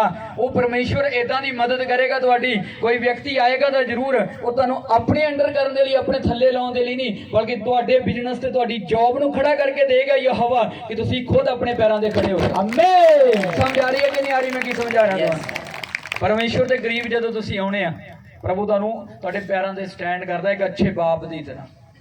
ਜਿੱਦਾਂ ਤੁਹਾਡੇ ਸਰੀਰਕ ਬਾਪ ਜਿਹੜਾ ਆ, ਤੁਹਾਡੀ ਮਾਤਾ ਜਿਹੜੀ ਆ, ਤੁਹਾਨੂੰ ਅੱਛੀ ਸਿੱਖਿਆ ਦਿੰਦੇ ਆ ਕਿ ਅੱਛਾ ਪੜ੍ਹ ਲਿਖ ਜਾਓ ਤਾਂ ਕਿ ਤੁਹਾਨੂੰ ਕਿਸੇ ਦੇ ਅੱਗੇ ਹੱਥ ਨਾ ਅੱਡਣੇ ਪੈਣ। ਏਦਾਂ ਹੀ ਸਾਡਾ ਖੁਦਾਵੰਦ ਯਿਸੂ ਮਸੀਹ ਆ। ਉਹ ਨਹੀਂ ਚਾਹੁੰਦਾਗਾ ਕਿ ਅਸੀਂ ਕਿਸੇ ਹੋਰ ਦੇ ਵੱਲ ਤੱਕੀਏ। ਉਹ ਚਾਹੁੰਦਾ ਆ ਕਿ ਉਹ ਸਾਨੂੰ ਏਦਾਂ ਦੀ ਸਮਝ ਅਤੇ ਬੁੱਧ ਦੇਵੇ ਕਿ ਜਿਹੜਾ ਵੀ ਕੰਮ ਕਰੀਏ ਅਸੀਂ ਉਹਦੇ ਵਿੱਚ ਘਾਟਾ ਨਾ ਖਾਈਏ। Hallelujah, hallelujah. ਪਰ ਉਹ ਕੰਮ ਹੋਣਗੇ ਕਦੋਂ? ਹੁਣ ਅਸੀਂ ਇਹ ਦੇਖ ਲਿਆ, ਇਸ ਲੰਗੜੇ ਦੇ ਲਈ ਚੰਗਿਆਈ ਕਿਹਦੇ ਦੁਆਰਾ ਆਈ? ਬੋਲੀਏ ਪਰਮੇਸ਼ਵਰ ਦੇ ਦਾਸ ਦੇ ਦੁਆਰਾ। ਖੁਦਾ ਨੇ ਆਪਣਾ ਇੱਕ ਅਗਵਾ ਠਹਿਰਾਇਆ ਹੈ, ਆਪਣਾ ਇੱਕ ਨਬੀ ਠਹਿਰਾਇਆ ਤੁਹਾਡੇ ਲਈ, ਜਿੰਦੇ ਦੁਆਰਾ ਤੁਹਾਡੇ ਲਈ ਬੰਦ ਰਸਤੇ ਖੁੱਲ ਸਕਦੇ ਆ, ਜਿੰਦੇ ਦੁਆਰਾ ਤੁਹਾਡਾ ਲੰਗੜਾਪਣ ਜਾ ਸਕਦਾ ਆ, ਜਿੰਦੇ ਪ੍ਰਾਰਥਨਾ ਦੇ ਦੁਆਰਾ ਤੁਹਾਡਾ ਅੰਧਾਪਣ ਜਾ ਸਕਦਾ ਆ। ਪ੍ਰਭੂ ਨੇ ਉਸ ਦਾਸ ਨੂੰ ਤੁਹਾਡੇ ਲਈ ਠਹਿਰਾਇਆ ਹੈ। ਔਰ ਜੋ ਤੁਹਾਨੂੰ ਕਹਿੰਦਾ ਹੈ, ਸਿਰਫ ਉਸ ਕਮਾਂਡ ਨੂੰ ਮੰਨਣਾ ਸ਼ੁਰੂ ਕਰੀਏ, ਉਹਨਾਂ ਗੱਲਾਂ ਨੂੰ ਮੰਨਣਾ ਸ਼ੁਰੂ ਕਰੀਏ ਜੋ ਤੁਹਾਨੂੰ ਕਹਿੰਦਾ ਹੈ। ਕਿਉਂਕਿ ਤੁਸੀਂ ਨਹੀਂ ਜਾਣਦੇਗੇ ਕਿ ਆਤਮਾ ਦੇ ਵਿੱਚ ਯਹੋਵਾ ਨੂੰ ਕੀ ਦਿਖਾ ਰਿਹਾ ਔਰ ਉਹ ਤੁਹਾਨੂੰ ਕਿੱਥੇ ਲੈ ਕੇ ਜਾਣਾ ਚਾਹੁੰਦਾ ਹੈ। Hallelujah, hallelujah. ਪੁਰਾਣੇ ਨਿਯਮ ਦੇ ਵਿੱਚ ਜਦ ਤੁਸੀਂ ਪੜ੍ਹਦੇ ਆ ਤਾਂ ਲਿਖਿਆ ਇੱਕ ਨਬੀ ਨੂੰ ਦਰਸ਼ੀ ਕਿਹਾ ਜਾਂਦਾ ਸੀਗਾ, ਇੱਕ ਪ੍ਰੋਫਟ ਨੂੰ ਕੀ ਕਿਹਾ ਜਾਂਦਾ ਸੀਗਾ? ਦਰਸ਼ੀ, ਦਰਸ਼ਨ ਦਿਖਾਉਣ ਵਾਲਾ, ਇੱਕ ਰਸਤਾ ਤਿਆਰ ਕਰਕੇ ਦੇਣ ਵਾਲਾ। ਲੋਕ ਜਦ ਵੀ ਇੱਕ ਨਬੀ ਦੇ ਕੋਲ ਆਉਂਦੇ ਹੁੰਦੇ ਸੀਗੇ, ਜਦ ਵੀ ਉਹ ਪਾਸਟਰ ਦੇ ਕੋਲ ਆਉਂਦੇ ਹੁੰਦੇ ਸੀ, ਤੇ ਇਸ ਲਈ ਨਹੀਂ ਸੀ ਆਉਂਦੇ ਕਿ ਤੂੰ ਸਾਡੇ ਲਈ ਕਰ। ਉਹ ਕਹਿੰਦੇ ਸੀ ਸਾਨੂੰ ਸਿਰਫ ਇੱਕ ਰਸਤਾ ਦੱਸ ਦੇ। ਉਹ ਕਹਿੰਦੇ ਹੁੰਦੇ ਸੀ ਸਾਡੇ ਲਈ ਇੱਕ ਰਸਤਾ ਤਿਆਰ ਕਰੋ, ਸਾਡੇ ਲਈ ਸਾਨੂੰ ਦੱਸੋ ਕਿ ਕਿਹੜਾ ਕੰਮ ਸਾਡੇ ਲਈ ਸਹੀ ਰਹੂਗਾ, ਕਿਹੜਾ ਕੰਮ ਅਸੀਂ ਕਰੀਏ ਸਾਡੇ ਲਈ ਸਹੀ ਰਹੂਗਾ। ਹਾਲੇਲੂਇਆ। ਅਗਰ ਤੁਸੀਂ ਕਿਸੇ ਬਿਮਾਰੀ ਦੇ ਵਿੱਚ ਆ ਔਰ ਚਰਚ ਦੇ ਵਿੱਚ ਬੈਠੇ ਆ, ਉਹ ਬਿਮਾਰੀ ਤੁਹਾਡੇ ਨਾਸ਼ ਦੇ ਲਈ ਨਹੀਂ ਹੈ, ਬਲਕਿ ਖੁਦਾ ਦਾ ਇੱਕ ਤਰੀਕਾ ਹੈ ਤੁਹਾਨੂੰ ਆਪਣੇ ਕੋਲ ਲੈ ਕੇ ਆਉਣ ਦਾ। ਅਗਰ ਤੁਸੀਂ ਦੁਸ਼ਟ ਆਤਮਾ ਦੇ ਅਟੈਕ ਦੇ ਹੇਠ ਆ ਤੇ ਪ੍ਰਭੂ ਕਦੇ ਨਹੀਂ ਚਾਹੁੰਦਾ ਤੁਸੀਂ ਸਦਾ ਉਹਦੇ ਅਟੈਕ ਦੇ ਹੇਠ ਰਹੋ। ਉਹ ਤੁਹਾਨੂੰ ਤਾਂ ਲੈ ਕੇ ਆਇਆ ਆ, ਉਹਨੇ ਦੁਸ਼ਟ ਆਤਮਾ ਦੇ ਅਟੈਕ ਨੂੰ ਤਾਂ ਭੇਜਿਆ ਕਿ ਤੁਸੀਂ ਯਹੋਵਾ ਦੇ ਕਰੀਬ ਆ ਸਕੋ। ਹਾਲੇਲੂਇਆ। ਇਸ ਆਇਤ ਦੇ ਨਾਲ ਅਸੀਂ ਇੱਕ ਹੋਰ ਵਚਨ ਪੜ੍ਹਨਾ ਹੈ। ਪਹਿਲੇ ਸੈਮੂਅਲ ਨੂੰ ਕੱਢੀਏ, ਪਹਿਲਾ ਸੈਮੂਅਲ ਕੱਢੀਏ। Thank you Jesus, thank you father. ਜਦ ਪਹਿਲਾ ਸੈਮੂਅਲ ਕੱਢੋਗੇ ਉਹਦਾ 9 ਨੰਬਰ ਅਧਿਆਇ। Thank you Jesus. ਬਹੁਤ ਜ਼ਬਰਦਸਤ ਚੀਜ਼ ਹੈ। ਅਗਰ ਤੁਹਾਨੂੰ ਅੱਜ ਕੁਝ ਸਮਝ ਨਹੀਂ ਲੱਗ ਰਹੀ ਆਪਣੇ ਜੀਵਨ ਦੇ ਵਿੱਚ ਕੀ ਕਰੋ, ਕਿਹੜਾ ਕੰਮ ਕਿੱਦਾਂ ਕਰਨਾ ਪਵੇਗਾ, ਕਿੱਥੇ ਤੁਹਾਨੂੰ ਕਾਮਯਾਬੀ ਮਿਲੇਗੀ, ਤਾਂ ਆਪਣੇ ਆਗੂ ਦੇ ਨਾਲ ਵਫਾਦਾਰ ਹੋ ਜਾਓ, ਪ੍ਰਾਰਥਨਾ ਕਰਵਾਓ, ਪੁੱਛੋ ਉਸ ਨੂੰ ਅਸੀਂ ਕਿੱਦਾਂ ਚੱਲ ਸਕਦੇ ਹਾਂ, ਕਿੱਦਾਂ ਅਸੀਂ ਆਪਣੇ ਬਿਜ਼ਨਸ ਨੂੰ, ਆਪਣੇ ਕੰਮਕਾਰ ਨੂੰ ਅੱਗੇ ਲੈ ਕੇ ਜਾ ਸਕਦੇ ਹਾਂ। ਹਾਲੇਲੂਇਆ। ਯਹੋਵਾ ਨੇ ਆਪਣੇ ਦਾਸ ਨੂੰ ਕੀ ਠਹਿਰਾਇਆ ਹੈ? ਬੋਲੀਏ, ਇੱਕ ਦਰਸ਼ੀ ਠਹਿਰਾਇਆ ਹੈ, ਇੱਕ ਰਸਤਾ ਦਿਖਾਉਣ ਵਾਲਾ ਠਹਿਰਾਇਆ ਹੈ। ਹਾਲੇਲੂਇਆ। ਜਦੋਂ ਨਬੀ ਦੇ ਕੋਲ ਕੋਈ ਜਾਂਦਾ ਸੀਗਾ, ਇੱਕ ਜਾਜਕ ਦੇ ਕੋਲ, ਪਾਸਟਰ ਦੇ ਕੋਲ ਜਾਂਦਾ ਸੀਗਾ, ਤਾਂ ਉਹ ਸਿਰਫ ਪੁੱਛਣ ਦੇ ਲਈ ਜਾਂਦਾ ਸੀਗਾ ਕਿਹੜਾ ਰਸਤਾ ਮੇਰੇ ਲਈ ਸਹੀ ਹੋਊਗਾ, ਔਰ ਚਾਹੇ ਉਹ ਸਹੀ ਹੈਗਾ ਹੈ ਚਾਹੇ ਨਹੀਂ ਹੈਗਾ, ਪਰ ਅਗਰ ਮੈਨ ਆਫ ਗॉड ਨੇ ਤੁਹਾਡੇ ਲਈ ਬੋਲ ਦਿੱਤਾ, ਅਗਰ ਪਰਮੇਸ਼ਵਰ ਦੇ ਦਾਸ ਨੇ ਤੁਹਾਡੇ ਲਈ ਬੋਲ ਦਿੱਤਾ ਆਤਮਾ ਦੀ ਅਗਵਾਈ ਦੇਣਾ ਕਿ ਆਹ ਕੰਮ ਨੂੰ ਸ਼ੁਰੂ ਕਰ ਦਿਓ। ਕਿੰਨੀਆਂ ਗਵਾਹੀਆਂ ਤੁਸੀਂ ਸੁਣੀਆਂ ਜੋ ਫੈਮਿਲੀ ਮੀਟਿੰਗ ਕਾਹਦੇ ਲਈ ਰੱਖੀ ਗਈ ਆ? ਉਹ ਮੇਰੇ ਲਈ ਨਹੀਂ ਆ, ਉਹ ਤੁਹਾਡੇ ਲਈ ਆ, ਤਾਂ ਕਿ ਤੁਹਾਡੇ ਬੰਦ ਰਸਤਿਆਂ ਨੂੰ ਖੋਲਿਆ ਜਾ ਸਕੇ। ਫੈਮਿਲੀ ਮੀਟਿੰਗ ਤੇ ਮੈਂ ਤੁਹਾਨੂੰ ਪਰਸਨਲੀ ਮਿਲਦਾ ਆ, ਤੁਹਾਡੀਆਂ ਮੁਸ਼ਕਲਾਂ ਨੂੰ ਸੁਣਦਾ ਆ ਔਰ ਪ੍ਰਾਰਥਨਾ ਕਰਦਾ, ਔਰ ਜੋ ਆਤਮਾ ਕਹਿੰਦਾ ਹੈ ਉਹ ਕੰਮ ਤੁਹਾਨੂੰ ਦੱਸਿਆ ਜਾਂਦਾ। ਆਹ ਕੰਮ ਨੂੰ ਸ਼ੁਰੂ ਕਰੋ, ਤੁਸੀਂ ਵੱਡੀ ਬਰਕਤ ਨੂੰ ਪਾਓਗੇ। ਕਿੰਨੀਆਂ ਗਵਾਹੀਆਂ ਤੁਸੀਂ ਸੁਣੀਆਂ ਜਿਹੜੇ ਕਦੇ ਸੋਚ ਵੀ ਨਹੀਂ ਸੀ ਸਕਦੇ ਉਹਨਾਂ ਦਾ ਬਿਜ਼ਨਸ ਖੜਾ ਹੋ ਸਕਦਾ ਹੈ। ਮੈਂ ਤਾਂ ਬਹੁਤ ਸਾਰੀਆਂ ਗਵਾਹੀਆਂ ਨੂੰ ਸੁਣ ਚੁੱਕਾ ਹਾਂ ਜਦੋਂ ਉਹਨਾਂ ਦੀ ਆਤਮਾ ਦੇ ਦੁਆਰਾ ਅਗਵਾਈ ਕੀਤੀ ਗਈ। ਅੱਜ ਉਹ ਕਿਸੇ ਦੇ ਥੱਲੇ ਲੱਗ ਕੇ ਨਹੀਂ ਕੰਮ ਕਰ ਰਹੇ, ਯਹੋਵਾ ਨੇ ਖੁਦ ਉਹਨਾਂ ਨੂੰ ਉਹਨਾਂ ਦੇ ਬਿਜ਼ਨਸ ਦੇ ਨਾਲ ਬਲੈਸ ਕੀਤਾ ਹੋਇਆ। ਤੁਸੀਂ ਤਾਰੀਫ ਨਹੀਂ ਕਰ ਰਹੇਗੇ, ਤੁਸੀਂ ਢਿੱਲੇ ਆ। Hallelujah, hallelujah. ਬੋਲੀਏ, ਯਹੋਵਾ ਸਾਨੂੰ ਸਾਡੇ ਪੈਰਾਂ ਤੇ ਖੜਾ ਕਰਨ ਵਾਲਾ ਪਰਮੇਸ਼ਵਰ।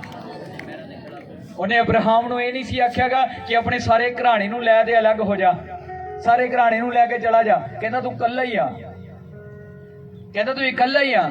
ਅੱਜ ਬਹੁਤ ਸਾਰੇ ਪਰਿਵਾਰ ਆ ਕਹਿੰਦੇ ਜੀ ਸਾਡੇ ਘਰ 'ਚ ਹੋਰ ਤਾਂ ਕੋਈ ਮੰਨਦਾ ਨਹੀਂ ਆ, ਮੈਂ ਹੀ ਇਕੱਲਾ ਆ ਔਰ ਮੈਨੂੰ ਵੀ ਤੰਗ ਕਰ ਛੱਡਦੇ, ਮੈਂ ਤਾਂ ਆਪ ਨਹੀਂ ਆਂਦਾ। ਪਰ ਬਾਈਬਲ ਇਹ ਵੀ ਦੱਸਦੀ ਆ ਤੂੰ ਬਚ ਤੇ ਤੇਰਾ ਘਰਾਣਾ ਬਚਾਇਆ ਜਾਊਗਾ। ਸ਼ੁਰੂਆਤ ਤੁਹਾਡੇ ਤੋਂ ਹੋਈ ਆ। ਅਗਰ ਤੁਸੀਂ ਅੜੇ ਤੇ ਖੜੇ ਰਹੋਗੇ, ਸਾਰੇ ਦਾ ਸਾਰਾ ਪਰਿਵਾਰ ਚਰਚ ਦੇ ਵਿੱਚ ਬੈਠਾ ਹੋਊਗਾ। Amen, hallelujah, hallelujah. ਪਰ ਕਦੇ ਵੀ ਹਿੰਮਤ ਨਾ ਹਾਰੋ। ਅਬਰਾਹਮ ਨੂੰ ਉਹਦੇ ਪਰਿਵਾਰ ਦੇ ਸਮੇਤ ਅਲੱਗ ਨਹੀਂ ਸੀ ਕੀਤਾ ਗਿਆ, ਸਿਰਫ ਇਕੱਲੇ ਨੂੰ। ਅਗਰ ਖੁਦਾ ਨੇ ਸਾਰੇ ਪਰਿਵਾਰ 'ਚੋਂ ਤੁਹਾਡੀ ਚੋਣ ਕੀਤੀ ਹੈ, ਤੁਹਾਨੂੰ ਅਲੱਗ ਕੀਤਾ ਆ, ਤੁਹਾਨੂੰ ਬੁਲਾਇਆ ਉਹਨੇ ਆਪਣੇ ਵਿੱਚ, ਤਾਂ ਤੁਹਾਡੇ ਰਾਹੀਂ ਤੁਹਾਡੇ ਪਰਿਵਾਰ ਦੇ ਲਈ ਇੱਕ ਵੱਡੀ ਆਸ਼ੀਸ਼ ਨੂੰ ਉਹ ਲੈ ਕੇ ਆਏਗਾ। Hallelujah, hallelujah. ਪ੍ਰਭੂ ਨੇ ਅਬਰਾਹਮ ਨੂੰ ਅਲੱਗ ਕੀਤਾ। ਕੋਈ ਪੈਸਾ ਧੇਲਾ ਨਹੀਂ, ਕੋਈ ਬਿਜ਼ਨਸ ਨਹੀਂ, ਕੋਈ ਮਾਲ ਡੰਗਰ ਨਹੀਂ, ਕੁਝ ਵੀ ਨਹੀਂ ਹੈ। ਪ੍ਰਭੂ ਨੇ ਉਹਨੂੰ ਸਟੈਂਡ ਕੀਤਾ, ਅਗਰ ਤੂੰ ਮੇਰੇ ਵਚਨ ਤੇ ਖੜਾ ਹੈ ਮੈਂ ਤੇਰੇ ਬਿਜ਼ਨਸ ਨੂੰ ਵੀ ਖੜਾ ਕਰਾਂਗਾ। ਕਿੱਥੋਂ ਆਇਆ ਹੋਏਗਾ ਉਹਦੇ ਕੋਲ ਪੈਸਾ ਧੇਲਾ? ਕਿੱਥੋਂ ਮਾਲ ਡੰਗਰ ਆਇਆ ਹੋਊਗਾ? ਕਿੱਥੋਂ ਜ਼ਮੀਨਾਂ ਆਈਆਂ ਹੋਣਗੀਆਂ? ਸਵਰਗ ਤੋਂ ਆਈਆਂ ਹੋਣਗੀਆਂ। Hallelujah, hallelujah. ਅੱਜ ਮੈਂ ਇੱਕ ਚੀਜ਼ ਤੁਹਾਨੂੰ ਦੱਸਣੀ ਚਾਹੁੰਦਾ ਹਾਂ। ਬਾਈਬਲ 'ਚ ਇੱਕ ਗੱਲ ਸਪਸ਼ਟ ਲਿਖੀ ਹੋਈ ਆ ਕਿ ਸਾਰੀਆਂ ਚੀਜ਼ਾਂ ਨੂੰ ਬਣਾਉਣ ਤੋਂ ਬਾਅਦ ਧਰਤੀ ਆਕਾਸ਼ ਨੂੰ ਔਰ ਜੋ ਕੁਝ ਧਰਤੀ ਦੇ ਉੱਪਰ ਹੈਗਾ ਆ, ਸਾਰੀਆਂ ਚੀਜ਼ਾਂ ਨੂੰ ਬਣਾਉਣ ਤੋਂ ਬਾਅਦ ਯਹੋਵਾ ਨੇ ਉਹਦੀ ਅਥਾਰਟੀ, ਉਹਦੀ ਪਾਵਰ ਆਪਣੇ ਕੋਲ ਨਹੀਂ ਰੱਖੀ ਗਈ, ਉਹਨੇ ਆਦਮ ਨੂੰ ਦਿੱਤੀ ਸੀਗੀ। ਯਹੋਵਾ ਨੇ ਸਾਰੀਆਂ ਚੀਜ਼ਾਂ ਦਾ ਅਧਿਕਾਰ ਤੇ ਅਖਤਿਆਰ ਆਪਣੇ ਕੋਲ ਨਹੀਂ ਸੀ ਰੱਖਿਆ, ਉਹਨੇ ਤੁਹਾਨੂੰ ਅਤੇ ਮੈਨੂੰ ਦਿੱਤਾ ਆ। ਔਰ ਆਦਮ ਨੂੰ ਆਖਿਆ ਸੀਗਾ, ਕਹਿੰਦਾ ਜਾ ਇਹਨਾਂ ਸਾਰੀਆਂ ਚੀਜ਼ਾਂ ਦੇ ਉੱਤੇ ਰਾਜ ਕਰ। ਇਹ ਨਹੀਂ ਸੀ ਆਖਿਆ ਇਹਨਾਂ ਨੂੰ ਲੈਣ ਦੇ ਲਈ ਤਰਲੇ ਮਾਰ, ਇਹ ਨਹੀਂ ਸੀ ਆਖਿਆ ਜ਼ਮੀਨਾਂ ਜਾਇਦਾਦਾਂ ਨੂੰ, ਬਿਜ਼ਨਸ ਨੂੰ ਲੈਣ ਦੇ ਲਈ ਤਰਲੇ ਮਾਰ। ਕਹਿੰਦਾ ਸਾਰੀਆਂ ਚੀਜ਼ਾਂ ਮੈਂ ਬਣਾਉਣ ਵਾਲਾ ਪਰਮੇਸ਼ਵਰ ਆ ਔਰ ਮੈਂ ਆਪਣੀ ਮਰਜ਼ੀ ਦੇ ਨਾਲ ਤੈਨੂੰ ਦੇਣਾ ਕਿ ਤੂੰ ਇਹਨਾਂ ਦੇ ਉੱਪਰ ਰਾਜ ਕਰ। Hallelujah, hallelujah. ਇਹ ਸਾਰੀਆਂ ਚੀਜ਼ਾਂ ਕਿਹਦੇ ਦੁਆਰਾ ਬਣਾਈਆਂ ਗਈਆਂ? ਬੋਲੀਏ, ਸਾਡੇ ਪਰਮੇਸ਼ਵਰ ਦੇ ਦੁਆਰਾ। ਔਰ ਜਦ ਤੁਸੀਂ ਖੁਦਾ ਦੇ ਨੇੜੇ ਜਾਓਗੇ, ਜਦ ਤੁਸੀਂ ਪਰਮੇਸ਼ਵਰ ਦੇ ਕਰੀਬ ਜਾਓਗੇ, ਖੁਦਾ ਉਹਨਾਂ ਦਾ ਸਾਰਾ ਅਧਿਕਾਰ ਤੁਹਾਨੂੰ ਦਊਗਾ। ਇਹ ਸਾਰੀਆਂ ਜਗ੍ਹਾਵਾਂ ਤੁਹਾਡੀਆਂ ਆ। ਖੁਦਾ ਦਾ ਵਚਨ ਕਹਿੰਦਾ ਜਿੱਥੇ ਤੂੰ ਕਦਮ ਰੱਖੇਗਾ ਉਹ ਧਰਤੀ ਮੈਂ ਤੇਰੀ ਮਿਲਕ ਕਰ ਦਿਆਂਗਾ। ਪਰ ਕਰੇਗਾ ਕਦੋਂ? ਜਦ ਤੁਸੀਂ ਖੁਦਾ ਦੇ ਵਿੱਚ ਬਣੇ ਹੋ। Yes, amen, hallelujah, hallelujah. ਸਮਝ ਆ ਰਹੀ ਹੈ ਕਿ ਨਹੀਂ ਆ ਰਹੀ? ਪ੍ਰਭੂ ਦੀ ਯੋਜਨਾ ਅਲੱਗ ਆ। ਹਰ ਸੰਡੇ ਤੁਹਾਨੂੰ ਚਰਚ ਵਿੱਚ ਬੁਲਾਉਣ ਦਾ ਮਤਲਬ ਕੀ ਹੈ? ਤੁਹਾਨੂੰ ਮੱਸਾ ਕੀਤਾ ਜਾਏ, ਤੁਹਾਨੂੰ ਅਨੋਇੰਟ ਕੀਤਾ ਜਾਏ। ਜਦ ਅਭਿਸ਼ੇਕ ਤੁਹਾਡੇ ਕੋਲ ਹੋਏਗਾ ਉਦੋਂ ਹੀ ਤੁਹਾਡੇ ਲਈ ਬੰਦ ਰਸਤੇ ਖੁੱਲਣਗੇ। ਜਿੰਨਾ ਟਾਈਮ ਅਭਿਸ਼ੇਕ ਦਾ ਮਤਲਬ ਕੀ ਹੈ? ਖੁਦਾ ਦੇ ਕਰੀਬ ਆਣਾ, ਪ੍ਰਭੂ ਨੂੰ ਗਹਿਰਾਈ ਦੇ ਨਾਲ ਸਮਝਣਾ, ਪ੍ਰਭੂ ਨੂੰ ਮਨ ਤੋਂ ਸਮਝਣਾ। ਹਾਲੇਲੂਇਆ। ਪਰ ਕੁਝ ਲੋਕ ਕਹਿੰਦੇ ਇੱਕ ਸੰਡੇ ਚਰਚ ਗਏ, ਦੂਜੇ ਸੰਡੇ ਨਾ ਵੀ ਜਾਵਾਂਗੇ, ਕੀ ਫਰਕ ਪੈਣ ਵਾਲਾ? ਪਰ ਮੈਂ ਤੁਹਾਨੂੰ ਦੱਸਣਾ ਚਾਹੁੰਦਾ, ਅਭਿਸ਼ੇਕ ਡਿਸਕਨੈਕਟ ਹੁੰਦਾ ਹੈ। ਬਾਈਬਲ 'ਚ ਇਹ ਨਹੀਂ ਲਿਖਿਆਗਾ ਕਿ ਤੁਸੀਂ ਇੱਕ ਵਾਰੀ ਖਾ ਲਿਆ ਤੇ ਹੁਣ ਖਾਣ ਦੀ ਲੋੜ ਨਹੀਂ ਹੈ। ਲਿਖਿਆ ਰੋਜ਼ ਦੀ ਰੋਟੀ ਰੋਜ਼ ਸਾਨੂੰ ਦੇ। ਹਾਲੇਲੂਇਆ। ਹਰ ਰੋਜ਼ ਜਾਂ ਤੁਸੀਂ ਪਰਮੇਸ਼ਰ ਦੀ ਹਜ਼ੂਰੀ ਦੇ ਵਿੱਚ ਬਣੇ ਰਹਿੰਦੇ ਆ ਔਰ ਹਰ ਸੰਡੇ ਤੁਸੀਂ ਖੁਦਾ ਦੀ ਹਜ਼ੂਰੀ ਦੇ ਵਿੱਚ ਆ, ਉਸਦੇ ਠਹਿਰਾਏ ਹੋਏ ਸਥਾਨ ਦੇ ਉੱਪਰ ਆ, ਤਾਂ ਯਹੋਵਾ ਤੁਹਾਡੇ ਉੱਪਰ ਉਸ ਅਭਿਸ਼ੇਕ ਨੂੰ ਲੈ ਕੇ ਆਉਂਦਾ ਹੈ, ਉਸ ਮੱਸਾ ਨੂੰ ਤੁਹਾਡੇ ਉੱਪਰ ਲੈ ਕੇ ਆਉਂਦਾ ਹੈ, ਜਿਹੜਾ ਤੁਹਾਡੇ ਲਈ ਤੁਹਾਡੇ ਬੰਦ ਰਸਤਿਆਂ ਨੂੰ ਖੋਲਦਾ ਹੈ। ਔਰ ਮੱਸਾ ਕਰਨ ਦੇ ਲਈ ਉਹ ਕਿਸੇ ਵੀ ਤਰੀਕੇ ਨੂੰ ਇਸਤੇਮਾਲ ਕਰ ਸਕਦਾ, ਚਾਹੇ ਉਹ ਮੈਂ ਵੀ ਕਿਉਂ ਨਹੀਂ ਆ। ਅਸੀਂ ਵੀ ਇੱਕ ਤੰਗੀ ਦੇ ਵਿੱਚ ਸੀ ਤਾਂ ਅਸੀਂ ਚਰਚ ਆਏ ਸੀ, ਪਰ ਅੱਜ ਸਾਨੂੰ ਪਤਾ ਲੱਗਾ ਜਦੋਂ ਖੁਦਾ ਤੁਹਾਨੂੰ ਆਪਣੇ ਵਿੱਚ ਲੈ ਕੇ ਆਉਂਦਾ ਉਹ ਇੱਕ ਝਟਕਾ ਵੀ ਦੇ ਸਕਦਾ ਹੈ, ਕੁਛ ਤੰਗੀ 'ਚ ਵੀ ਭੇਜ ਸਕਦਾ ਹੈ। ਉਸ ਟਾਈਮ ਤੁਹਾਡੇ ਲਈ ਬੜਾ ਖਤਰਨਾਕ ਹੋਊਗਾ ਕੀ ਹੋ ਗਿਆ, ਪਰ ਜਦੋਂ ਬਾਅਦ ਦੇ ਵਿੱਚ ਤੁਸੀਂ ਵੱਧਦੇ ਜਾਓਗੇ ਮਸੀਹ ਦੇ ਵਿੱਚ, ਤੁਹਾਡੇ ਲਈ ਰਸਤੇ ਖੁੱਲਦੇ ਜਾਣਗੇ ਔਰ ਤੁਸੀਂ ਆਖੋਗੇ ਨਹੀਂ ਪ੍ਰਭੂ ਜੋ ਹੋਇਆ ਚੰਗਾ ਹੋਇਆ। ਹਾਲੇਲੂਇਆ। ਪ੍ਰਭੂ ਦੇ ਵਿੱਚ ਆਉਣ ਤੋਂ ਥੋੜਾ ਟਾਈਮ ਪਹਿਲਾਂ ਮੇਰੇ ਬੇਟੇ ਦੀ ਡੈਥ ਹੋ ਗਈ। ਅਸੀਂ ਕਿਹਾ ਠੀਕ ਹੈ ਪ੍ਰਭੂ, ਅਸੀਂ ਇੰਨਾ ਤੈਨੂੰ ਮੰਨਦੇ ਸੀ, ਸਾਰਾ ਕੁਝ ਕਰਦੇ ਸੀ, ਪਰ ਇਹ ਕੀ ਹੋ ਗਿਆ? ਅਸੀਂ ਕੋਈ ਰੱਬ ਹੈਗਾ ਹੀ ਨਹੀਂ, ਮੰਨਣਾ ਹੀ ਨਹੀਂ ਆ। ਝਟਕਾ ਲੱਗਾ ਸਾਰੇ ਪਰਿਵਾਰ ਨੂੰ। 2 ਮਹੀਨੇ ਦਾ ਬੇਟਾ ਉਹਦੀ ਡੈਥ ਹੋ ਗਈ। ਇੱਕ ਝਟਕੇ ਦੀ ਤਰ੍ਹਾਂ ਸੀਗਾ। ਅਸੀਂ ਆਖਿਆ ਪ੍ਰਭੂ ਤੂੰ ਗਲਤ ਕਰਿਆ, ਪਰ ਅੱਜ ਅਸੀਂ ਫੀਲ ਕਰਦੇ ਹਾਂ ਅਗਰ, ਕਿਉਂਕਿ ਅਸੀਂ ਉਸ ਟਾਈਮ ਜਦੋਂ ਬੇਟੇ ਦੀ ਡੈਥ ਹੋਈ ਅਸੀਂ ਮੂਰਤੀ ਪੂਜਕ ਸੀਗੇ, ਅਸੀਂ ਮੜੀਆਂ ਮਸੀਤਾਂ ਨੂੰ ਮੰਨਣ ਵਾਲੇ ਸੀਗੇ, ਪਰ ਜਦੋਂ ਇਹ ਝਟਕਾ ਲੱਗਾ ਅਸੀਂ ਕਿਹਾ ਕੋਈ ਰੱਬ ਹੈਗਾ ਹੀ ਨਹੀਂ, ਇਹਨਾਂ ਬੁੱਤਾਂ ਦੇ ਵਿੱਚ ਅਸੀਂ ਜਾਣਾ ਹੀ ਨਹੀਂ ਆ ਕਿਤੇ। ਉਹ ਝਟਕਾ ਲੱਗਣ ਦੇ ਬਾਵਜੂਦ ਅਸੀਂ ਸਾਰਿਆਂ ਦਾ ਤਿਆਗ ਕਰ ਦਿੱਤਾ, ਕਿਤੇ ਵੀ ਨਹੀਂ ਜਾਣਾਗਾ। ਔਰ ਅਸੀਂ ਘਰੇ ਬੈਠ ਕੇ ਔਰ ਅਸੀਂ ਆਖਿਆ ਅਗਰ ਕੋਈ ਸੱਚਾ ਪਰਮੇਸ਼ਰ ਆ ਤਾਂ ਇੱਥੇ ਹੀ ਸਾਨੂੰ ਮਿਲੇਗਾ ਸਾਡੇ ਘਰ ਦੇ ਅੰਦਰ। ਪਰ ਉਹ ਘਰ ਕਿਹੜਾ ਸੀਗਾ? ਸਾਡਾ ਮਨ। ਅਸੀਂ ਸਾਰੀਆਂ ਜਗ੍ਹਾਵਾਂ ਤੇ ਜਾਣਾ ਬੰਦ ਕੀਤਾ।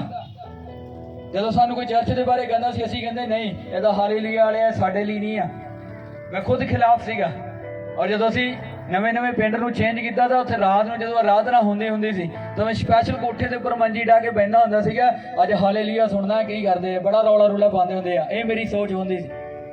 ਮੈਂ ਕਿਹਾ ਇਹ ਸਾਈਆਂ ਵਾਲਾ ਆ, ਬੜਾ ਰੌਲਾ ਰੂਲਾ ਪਾਉਂਦੇ ਹੁੰਦੇ, ਔਰ ਖੁਦ ਮੈਂ ਮਜ਼ਾਕ ਉਡਾਉਂਦਾ ਰਿਹਾ ਇਹਨਾਂ ਚੀਜ਼ਾਂ ਦਾ।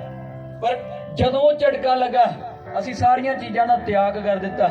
ਉਸ ਟਾਈਮ ਫੀਲ ਹੋਇਆ ਕਿਉਂ ਹੋਇਆ, ਪਰ ਅੱਜ ਅਸੀਂ ਕਹਿ ਰਹੇ ਹਾਂ ਪ੍ਰਭੂ ਕੋਈ ਗੱਲ ਨਹੀਂ ਆ, ਜੋ ਡੈਥ ਹੋਈ ਆ ਉਹ ਸਾਡੀ ਭਲਾਈ ਦੇ ਲਈ ਸੀ। ਅਗਰ ਮੇਰੇ ਬੇਟੇ ਦੀ ਡੈਥ ਨਾ ਹੁੰਦੀ ਤਾਂ ਹੋ ਸਕਦਾ ਅਸੀਂ ਅੱਜ ਵੀ ਮੂਰਤੀ ਪੂਜਕ ਹੁੰਦੇ, ਅਸੀਂ ਸੱਚਾਈ ਤੋਂ ਦੂਰ ਹੁੰਦੇ। ਪਰ ਖੁਦਾਵੰਦ ਨੇ ਉਹ ਝਟਕਾ ਜ਼ਰੂਰ ਸਾਨੂੰ ਦਿੱਤਾ, ਪਰ ਆਪਣੇ ਵਿੱਚ ਲੈ ਕੇ ਆਉਣ ਦੇ ਲਈ ਦਿੱਤਾ। ਔਰ ਉਸ ਤੋਂ ਬਾਅਦ ਮੈਨੂੰ ਬੇਟੇ ਦੇ ਨਾਲ ਵੀ ਬਲੈਸ ਕੀਤਾ ਖੁਦਾਵੰਦ। Hallelujah, hallelujah, hallelujah. ਇਹ ਪ੍ਰਭੂ ਦੀ ਆਸ਼ੀਸ਼ ਹੈ ਤੁਹਾਡੇ ਲਈ। ਪ੍ਰਭੂ ਤੁਹਾਨੂੰ ਆਪਣੇ ਵਿੱਚ ਲੈ ਕੇ ਆਉਣ ਲਈ ਉਹਦੀ ਯੋਜਨਾ ਅਲੱਗ ਹੀ ਹੁੰਦੀ ਹੈ। ਹਾਲੇਲੂਇਆ। ਹੁਣ ਇੱਥੇ ਦੇਖੋ ਜੋ 9 ਨੰਬਰ ਸੈਮੂਅਲ ਨੂੰ ਤੁਸੀਂ ਪੜ੍ਹਨ ਵਾਲੇ ਆ, ਇੱਥੇ ਸ਼ਾਉਲ ਨਾਂ ਦੇ ਵਿਅਕਤੀ ਦਾ ਜ਼ਿਕਰ ਕੀਤਾ ਗਿਆ ਹੈ।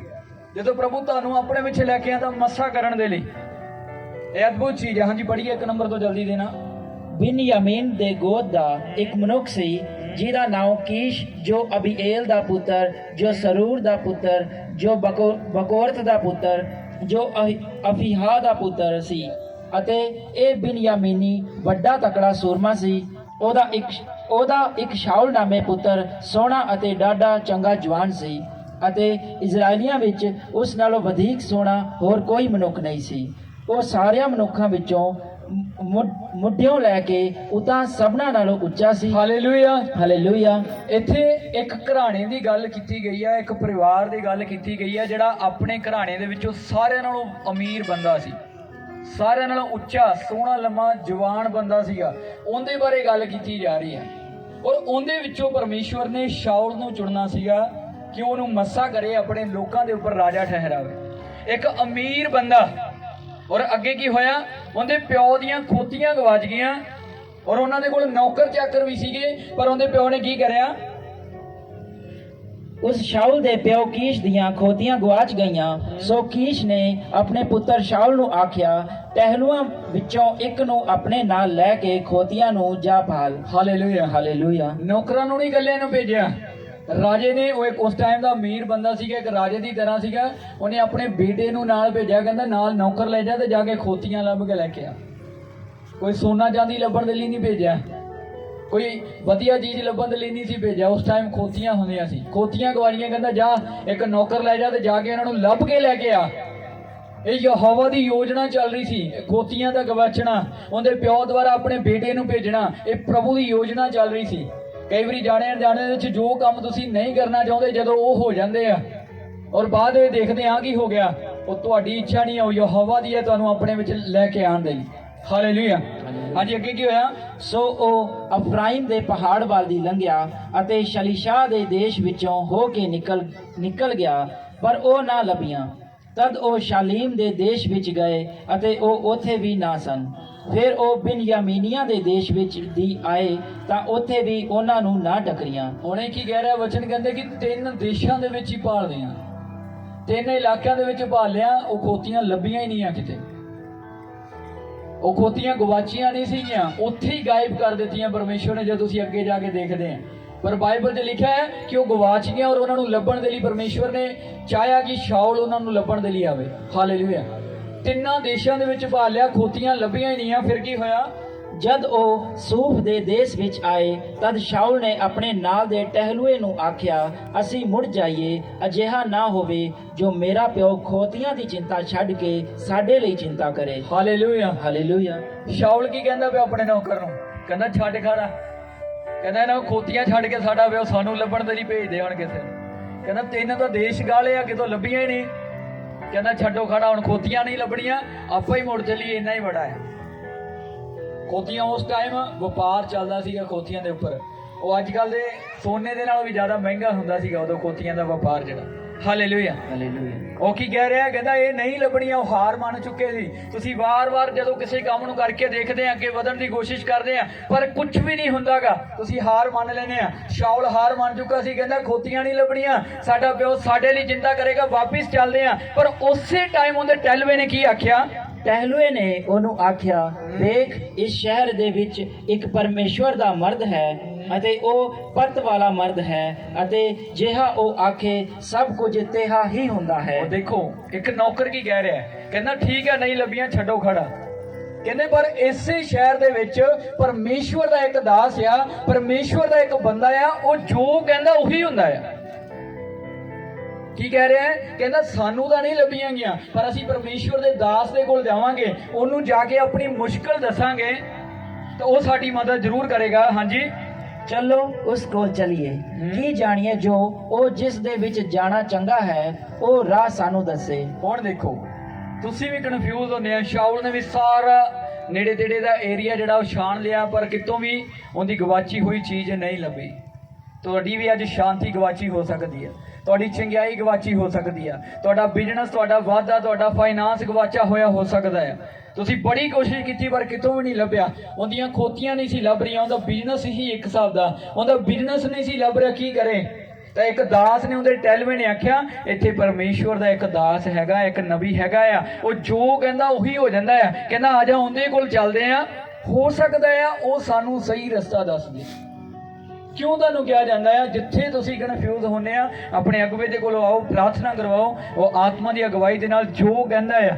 ਇਹ ਨਾ ਸੋਚੋ ਇਹ ਤਾਂ ਕੰਮ ਅਸੀਂ ਪਹਿਲਾਂ ਕਰ ਛੱਡਿਆ ਜੀ, ਉਦੋਂ ਨਹੀਂ ਕਾਮਯਾਬੀ ਮਿਲੀ। ਪਰ ਅਗਰ ਉਹ ਰਿਪੀਟ ਕਰਵਾ ਰਿਹਾ ਹੈ, ਪਹਿਲਾਂ ਤੁਸੀਂ ਆਪਣੀ ਮਰਜ਼ੀ ਨਾਲ ਕਰ ਰਹੇ ਸੀ, ਪਰ ਹੁਣ ਆਤਮਾ ਦੀ ਅਗਵਾਈ ਦੇ ਨਾਲ ਕਰ ਰਹੇ ਆ। ਜਿਹੜਾ ਪਹਿਲਾਂ 10 ਵਾਰੀ ਕੀਤਿਆਂ ਵੀ ਨਹੀਂ ਹੋਇਆ, ਉਹ ਇੱਕੇ ਵਾਰੀ ਦੇ ਵਿੱਚ 10 ਸਾਲਾਂ ਨੂੰ ਕ੍ਰਾਸ ਕਰੇਗਾ ਯਿਸੂ ਦੇ ਸਾਹਮਣੇ। ਆਮੇਨ। ਹਾਲੇਲੂਇਆ। ਹਾਲੇਲੂਇਆ। ਕਹਿੰਦਾ ਪਰਮੇਸ਼ਵਰ ਦੇ ਦਾਸ ਦੇ ਕੋਲ ਚੱਲੀਏ ਤਾਂ ਕਿ ਉਹ ਸਾਨੂੰ ਇੱਕ ਕੀ ਆ? ਸਹੀ ਰਸਤਾ ਦੱਸੇ, ਕਿੱਧਰ ਦੀ ਸਾਨੂੰ ਜਾਣਾ ਚਾਹੀਦਾ ਆ, ਕਿੱਥੋਂ ਜਾ ਕੇ ਅਸੀਂ ਆਪਣੀਆਂ ਖੋਤੀਆਂ ਨੂੰ ਲੱਭ ਸਕਦੇ ਆ। ਹਾਂਜੀ। ਸ਼ਾਉਲ ਨੇ ਆਪਣੇ ਟਹਿਲੂਏ ਨੂੰ ਆਖਿਆ, ਜੇ ਅਸੀਂ ਉੱਥੇ ਜਾਈਏ ਤਾਂ ਅਸੀਂ ਉਸ ਮਰਦ ਲਈ ਕੀ ਲੈ ਜਾਈਏ? ਰੋਟੀਆਂ ਤਾਂ ਸਾਡੇ ਭਾਂਡਿਆਂ ਵਿੱਚੋਂ ਮੁੱਕ ਗਈਆਂ ਹਨ ਅਤੇ ਉਸ ਪਰਮੇਸ਼ਵਰ ਦੇ ਮਰਦ ਲਈ ਸਾਡੇ ਕੋਲ ਕੋਈ ਸੌਗਾਤ ਨਹੀਂ ਹੈ। ਹਾਲੇਲੂਇਆ। ਹਾਲੇਲੂਇਆ। ਪੁਰਾਣੇ ਨਿਯਮ ਦਾ ਇੱਕ ਟਾਈਮ ਜੋ ਹੈਗਾ ਸੀਗਾ, ਟਾਈਮ ਸੀਗਾ, ਉਸ ਟਾਈਮ ਚੱਲਦਾ ਜਦੋਂ ਵੀ ਇੱਕ ਜਾਜਕ ਨੂੰ, ਇੱਕ ਨਬੀ ਨੂੰ ਮਿਲਣ ਜਾਣਾ ਹੁੰਦਾ ਸੀ ਤਾਂ ਕੋਈ ਵਿਅਕਤੀ ਖਾਲੀ ਹੱਥ ਨਹੀਂ ਸੀ ਜਾਂਦਾ। ਅੱਜ ਤਾਂ ਉਲਾਮੇ ਆ ਰਹੇ ਆ, ਪਾਸਟਰ ਨੂੰ ਇਧਰੋਂ ਫੜ ਕੇ, ਪਾਸਟਰ ਜੀ ਆ ਨਹੀਂ ਹੋ ਰਿਹਾ, ਐਡਾ ਉਲਾਮਾ ਆ।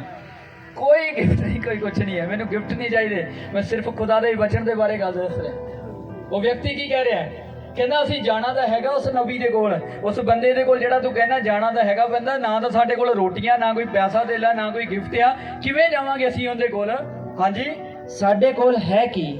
ਟਹਿਲੂਏ ਨੇ ਸ਼ਾਉਲ ਨੂੰ ਫੇਰ ਉੱਤਰ ਦਿੱਤਾ ਅਤੇ ਆਖਿਆ, ਵੇਖ, ਇੱਕ ਜਵਾਨੀ ਮੇਰੇ ਕੋਲ ਹੈਗੀ, ਸੋ ਮੈਂ ਉਸ ਪਰਮੇਸ਼ਵਰ ਦੇ ਮਰਦ ਨੂੰ ਦਿਆਂਗਾ, ਭਾਈ ਉਹ ਸਾਨੂੰ ਸਾਡਾ ਰਾਹ ਦੱਸੇ। ਹਾਲੇਲੂਇਆ। ਹਾਲੇਲੂਇਆ। ਇਹ ਵਚਨ ਸਾਨੂੰ ਕੀ ਸਿਖਾਉਂਦਾ ਆ? ਬੋਣਾ ਤੁਹਾਡੇ ਲਈ ਰਸਤਿਆਂ ਨੂੰ ਖੋਲਦਾ ਹੈ। ਹਾਂ ਜਾਂ ਨਾ? ਯੈਸ। ਤੁਹਾਡਾ ਬੋਣਾ ਤੁਹਾਡੇ ਲਈ ਬੋਲੀਏ ਬੰਦ ਰਸਤਿਆਂ ਨੂੰ ਖੋਲਦਾ ਆ। ਉਹਨੇ ਆਖਿਆ, ਕਹਿੰਦਾ ਮੇਰੇ ਕੋਲ ਇੱਕ ਜਵਾਨੀ ਹੈਗੀ ਆ, ਇੱਕ ਦਸੀ ਜੀ ਹੈਗੀ ਆ, ਥੋੜੇ ਜਿਹੇ ਪੈਸੇ ਹੈਗੇ ਆ, ਆਜੋ ਅਸੀਂ ਜਾਣੇ ਆ, ਉਹਨੂੰ ਬੋਣੇ ਆ, ਅਸੀਂ ਉਹਨੂੰ ਆਫਰਿੰਗ ਦੇ ਤੌਰ ਤੇ ਦੇਣੇ ਆ, ਫਿਰ ਅਸੀਂ ਉਹਦੇ ਤੋਂ ਰਸਤਾ ਪੁੱਛਾਂਗੇ ਕਿਹੜੇ ਰਸਤੇ ਜਾਣਾ ਹੈ। ਹਾਲੇਲੂਇਆ। ਕਿੰਨੀਆਂ ਗਵਾਹੀਆਂ ਤੁਹਾਨੂੰ ਸੁਣਾਈਆਂ ਜਿਨ੍ਹਾਂ ਨੇ ਆਪਣੇ ਹਿੱਸੇ ਨੂੰ ਵਫਾਦਾਰੀ ਦੇ ਨਾਲ ਇਸ ਚਰਚ ਦੇ ਲਈ ਬੋਇਆ, ਔਰ ਖੁਦਾ ਨੇ ਉਹਨਾਂ ਨੂੰ ਉਹਨਾਂ ਦੇ ਘਰਾਂ ਦੇ ਨਾਲ, ਉਹਨਾਂ ਦੀਆਂ ਜਗ੍ਹਾਵਾਂ ਦੇ ਨਾਲ, ਉਹਨਾਂ ਨੂੰ ਵੀਜ਼ਿਆਂ ਦੇ ਨਾਲ, ਕਿੰਨੀਆਂ ਚੀਜ਼ਾਂ ਦੇ ਨਾਲ ਖੁਦਾਵੰਦ ਨੇ ਬਲੈਸ ਕਰਿਆ ਹੈ। ਹਾਲੇਲੂਇਆ। ਔਰ ਇੱਥੇ ਉਹੀ ਹੋ ਰਿਹਾ ਹੈ। ਤੁਹਾਨੂੰ ਮੈਂ ਜਿੱਦਾਂ ਸ਼ੁਰੂਆਤ 'ਚ ਦੱਸ ਰਿਹਾ ਸੀ, ਪਰਮੇਸ਼ਵਰ ਨੇ ਆਪਣੇ ਨਬੀ ਨੂੰ ਕੀ ਠਹਿਰਾਇਆ? ਇੱਕ ਦਰਸ਼ੀ। ਅੱਗੇ ਜਾ ਕੇ ਤੁਸੀਂ ਦੇਖੋਗੇ ਵਚਨ ਦੇ ਵਿੱਚ ਕਿ ਇਹਨੂੰ ਇੱਕ ਦਰਸ਼ਨ ਦਿਖਾਉਣ ਵਾਲਾ, ਇੱਕ ਰਸਤਾ ਦਿਖਾਉਣ ਵਾਲਾ ਖੁਦਾ ਨੇ ਆਪਣੇ ਦਾਸ ਨੂੰ ਠਹਿਰਾਇਆ। ਕਹਿੰਦਾ ਇੱਕ ਸਿੱਕਾ ਸਾਡੇ ਕੋਲ ਹੈਗਾ, ਉਹ ਅਸੀਂ ਲੈ ਕੇ ਜਾਵਾਂਗੇ ਔਰ ਪਰਮੇਸ਼ਵਰ ਦੇ ਦਾਸ ਨੂੰ ਦੇ ਕੇ ਆਪਣੇ ਲਈ ਕੀ ਕਰਾਂਗੇ? ਇੱਕ ਰਸਤੇ ਨੂੰ ਪੁੱਛਾਂਗੇ। ਹਾਂਜੀ। ਪਿਛਲੇ ਸਮੇਂ ਇਜ਼ਰਾਈਲ ਵਿੱਚ ਜਦ ਕੋਈ ਮਨੁੱਖ ਪਰਮੇਸ਼ਵਰ ਕੋਲ ਮਤਾ ਕਰਨ ਜਾਂਦਾ ਸੀ ਤਾਂ ਇਉਂ ਆਖਦਾ ਸੀ ਕਿ ਆਓ ਅਸੀਂ ਦਰਸ਼ੀ ਕੋਲ ਜਾਈਏ, ਕਿਉਂ ਜੋ ਉਹ ਜਿਹੜਾ ਹੁਣ ਨਬੀ ਸਦਾਉਂਦਾ ਹੈ ਪਿੱਛੇ ਉਹਨੂੰ ਦਰਸ਼ੀ ਆਖਦੇ ਸਨ। ਹਾਲੇਲੂਇਆ। ਹਾਲੇਲੂਇਆ। ਕਹਿੰਦੇ ਕਿ ਜਦੋਂ ਕੋਈ ਪ੍ਰਭੂ ਦੇ ਕੋਲ ਸਲਾਹ ਲੈਣ ਦੇ ਲਈ ਜਾਂਦਾ ਸੀਗਾ, ਮਤਾ ਲੈਣ ਦੇ ਲਈ ਜਾਂਦਾ ਸੀਗਾ, ਤਾਂ ਉਹ ਇਹ ਕਹਿ ਕੇ ਆਉਂਦੇ ਹੁੰਦੇ ਸੀ, ਆ ਜਾਓ ਅਸੀਂ ਦਰਸ਼ੀ ਦੇ ਕੋਲ ਚੱਲਦੇ ਹਾਂ। ਦਰਸ਼ੀ ਦਾ ਮਤਲਬ ਇੱਕ ਨਬੀ ਦੇ ਕੋਲ ਚੱਲਦੇ ਆ, ਜਿਹਨੂੰ ਪਰਮੇਸ਼ਵਰ ਦੇ ਆਤਮਾ ਨੇ ਸਾਡੇ ਲਈ ਠਹਿਰਾਇਆ ਆ। ਉਹ ਸਾਡੀ ਅਗਵਾਈ ਕਰੇਗਾ, ਉਹ ਸਾਡੇ ਲਈ ਇੱਕ ਰਸਤਾ ਦੱਸੂਗਾ ਕਿੰਦੇ ਉੱਪਰ ਜਾਣਾ ਸਾਡੇ ਲਈ ਯੋਗ ਆ। ਇੱਥੇ ਖੁਦਾ ਉਹਨੂੰ ਖੋਤੀਆਂ ਲੱਭਣ ਦੇ ਲਈ ਨਹੀਂ ਸੀ ਬੁਲਾ ਰਿਹਾ। ਇੱਥੇ ਸੈਮੂਅਲ ਨੂੰ ਖੁਦਾ ਨੇ ਖੋਤੀਆਂ ਦਾ ਰਾਹ ਦੱਸਣ ਦੇ ਲਈ ਨਹੀਂ ਸੀ ਠਹਿਰਾਇਆ। ਇੱਥੇ ਖੁਦਾ ਨੇ ਸੈਮੂਅਲ ਨੂੰ, ਸ਼ਾਉਲ ਨੂੰ ਤਾਂ ਸੱਦਿਆ ਸੀ, ਤਾਂ ਇਕੱਠੇ ਕੀਤਾ ਸੀ ਤਾਂ ਕਿ ਸ਼ਾਉਲ ਨੂੰ ਅਭਿਸ਼ੇਕ ਕੀਤਾ ਜਾ ਸਕੇ, ਤਾਂ ਕਿ ਸ਼ਾਉਲ ਨੂੰ ਮੱਸਾ ਕੀਤਾ ਜਾ ਸਕੇ ਕਿ ਉਹ ਇਜ਼ਰਾਈਲ ਦੇ ਉੱਪਰ ਰਾਜਾ ਬਣ ਜਾਏ। ਹਾਲੇਲੂਇਆ। ਸਮਝ ਆ ਰਹੀ ਹੈ ਕਿ ਨਹੀਂ ਆ ਰਹੀ? ਅੱਜ ਜੋ ਸਮਝਾਉਣ ਦੀ ਕੋਸ਼ਿਸ਼ ਕਰ ਰਹੇ ਹਾਂ, ਤੁਹਾਡੇ ਰਸਤੇ ਜਿਹੜੇ ਬੰਦ ਆ, ਜਾਂ ਤੁਸੀਂ ਆਪਣੇ ਅਗਵੇ ਦੇ ਨਾਲ ਵਫਾਦਾਰ ਹੋਵੋਗੇ, ਜਾਂ ਤੁਸੀਂ ਆਪਣੇ ਅਗਵੇ ਦੀ ਸਲਾਹ ਦੇ ਨਾਲ ਚੱਲੋਗੇ, ਜੋ ਆਤਮਾ ਦੀ ਅਗਵਾਈ ਦੇ ਨਾਲ ਕਹਿੰਦਾ ਉਹਦੇ ਤੇ ਕਿੰਤੂ ਪਰੰਤੂ ਕੀਤੇ ਬਿਨਾ ਉਹਦੇ ਦੇ ਐਕਸ਼ਨ ਲਾਓਗੇ, ਤੁਸੀਂ 100% ਤੁਸੀਂ ਸਕਸੈਸਫੁਲ ਹੋਗੇ ਯਿਸੂ ਦੇ ਸਾਮਰਥੀ ਨਾਲ। ਆਮੇਨ। ਹਾਲੇਲੂਇਆ। ਹਾਲੇਲੂਇਆ। ਜਿਹੜੇ ਕੰਮ ਪਹਿਲਾਂ ਤੁਸੀਂ ਆਪਣੀਆਂ ਇਛਾਵਾਂ ਦੇ ਨਾਲ ਕਰਦੇ ਆ ਉਹ ਨਹੀਂ ਹੁੰਦੇ, ਪਰ ਜਦ ਯਹੋਵਾ ਦੀ ਮਰਜ਼ੀ ਹੁੰਦੀ ਆ ਤਾਂ ਉਹ ਕਹਿੰਦਾ ਆ, ਅਯੂਬ ਜਿਹਦੇ ਤੇ ਬਹੁਤ ਸਾਰਾ ਪਰਤਾਵਾ ਆਇਆ ਸੀ, ਅਯੂਬ ਇੱਕ ਗੱਲ ਕਹਿੰਦਾ ਹੈ, ਕਹਿੰਦਾ ਜਦ ਮੈਂ ਖੁਦਾ ਦੇ ਨਾਲ ਵਫਾਦਾਰ ਆ ਤਾਂ ਚਟਾਨਾਂ ਦੇ ਵਿੱਚੋਂ ਵੀ ਮੇਰੇ ਲਈ ਤੇਲ ਨਿਕਲ ਜਾਂਦਾ ਹੈ। ਕਿਹਦੇ ਵਿੱਚੋਂ ਦੀ? ਚਟਾਨਾਂ ਦੇ ਵਿੱਚੋਂ ਤੇਲ ਦਾ ਨਿਕਲਣਾ। ਮਤਲਬ ਪੱਥਰ ਦੇ ਇਨਸਾਨ ਜਿਹੜੇ ਕਿਸੇ ਦੀ ਮਦਦ ਕਰਕੇ ਖੁਸ਼ ਨਹੀਂ ਆ, ਕਹਿੰਦਾ ਜਦ ਯਹੋਵਾ ਮੇਰੇ ਨਾਲ ਹੁੰਦਾ ਆ ਤਾਂ ਉਹ ਵੀ ਨਰਮ ਹੋ ਜਾਂਦੇ, ਉਹ ਵੀ ਮੇਰੇ ਲਈ ਬਲੈਸਿੰਗਾਂ ਦਿੰਦੇ ਆ। ਇਹ ਯਹੋਵਾ ਦਾ ਅਭਿਸ਼ੇਕ ਹੈ ਤੁਹਾਡੀਆਂ ਜ਼ਿੰਦਗੀਆਂ। ਹਾਲੇਲੂਇਆ। ਹਾਲੇਲੂਇਆ। ਹਾਲੇਲੂਇਆ। ਹੁਣ ਕੀ ਹੋਇਆ ਜਦੋਂ ਗਏ ਉੱਥੇ? ਤਦ ਸ਼ਾਉਲ ਨੇ ਆਪਣੇ ਟਹਿਲੂਏ ਨੂੰ ਆਖਿਆ, ਚੰਗੀ ਗੱਲ ਹੈ, ਚੱਲ ਚਲੀਏ। ਸੋ ਉਹ ਸ਼ਹਿਰ ਨੂੰ ਆਏ ਜਿੱਥੇ ਉਹ ਪਰਮੇਸ਼ਵਰ ਦਾ ਮਰਦ ਸੀ। ਸ਼ਹਿਰ ਵੱਲ ਟਿੱਲੇ ਉੱਤੇ ਚੜ੍ਹਦਿਆਂ ਉਹਨੂੰ ਕਈ ਛੋਕਰੀਆਂ ਮਿਲ ਪਈਆਂ ਜੋ ਪਾਣੀ ਭਰਨ ਚੱਲੀਆਂ ਸਨ, ਅਤੇ ਉਹਨਾਂ ਨੇ ਉਹਨਾਂ ਨੂੰ ਪੁੱਛਿਆ, ਇੱਥੇ ਦਰਸ਼ੀ ਹੈ? ਉਹਨਾਂ ਨੇ ਉਹਨਾਂ ਨੂੰ ਉੱਤਰ ਦੇ ਕੇ ਆਖਿਆ, ਆਹੋ ਹੈ, ਵੇਖੋ ਉਹ ਤੁਹਾਡੇ ਸਾਹਮਣੇ ਹੈ, ਛੇਤੀ ਜਾਓ, ਕਿਉਂ ਜੋ ਉਹ ਅੱਜੋ ਸ਼ਹਿਰ ਵਿੱਚ ਆਇਆ ਹੈ। ਇਸ ਲਈ ਜੋ ਅੱਜ ਦੇ ਦਿਨ ਲੋਕ ਉੱਥੇ ਉੱਚੇ ਥਾਂ ਵਿੱਚ ਬਲੀ ਚੜਾਉਂਦੇ ਹਨ। ਹਾਲੇਲੂਇਆ। ਹਾਲੇਲੂਇਆ। ਹੁਣ ਜੀ 16 ਨੰਬਰ ਆਇਤ ਨੂੰ ਪੜੋ। ਜਦ ਸੈਮੂਅਲ ਦੇ ਉੱਪਰ ਜਿਹੜੇ ਦਰਸ਼ੀ ਦੇ ਕੋਲ ਸ਼ਾਉਲ ਜਾ ਰਿਹਾ ਸੀਗਾ, ਪ੍ਰਭੂ ਨੇ ਉਹਨੂੰ ਪਹਿਲਾਂ ਹੀ ਦੱਸਿਆ ਕਿ ਉਸ ਬੰਦੇ ਦੀਆਂ ਖੋਤੀਆਂ ਦੇ ਲਈ ਨਹੀਂ ਮੈਂ ਉਹਨੂੰ ਤੇਰੇ ਕੋਲ ਭੇਜ ਰਿਹਾ। ਕਿਉਂ ਭੇਜ ਰਿਹਾ? 16 ਨੰਬਰ ਆਇਤ ਨੂੰ ਪੜੀਏ।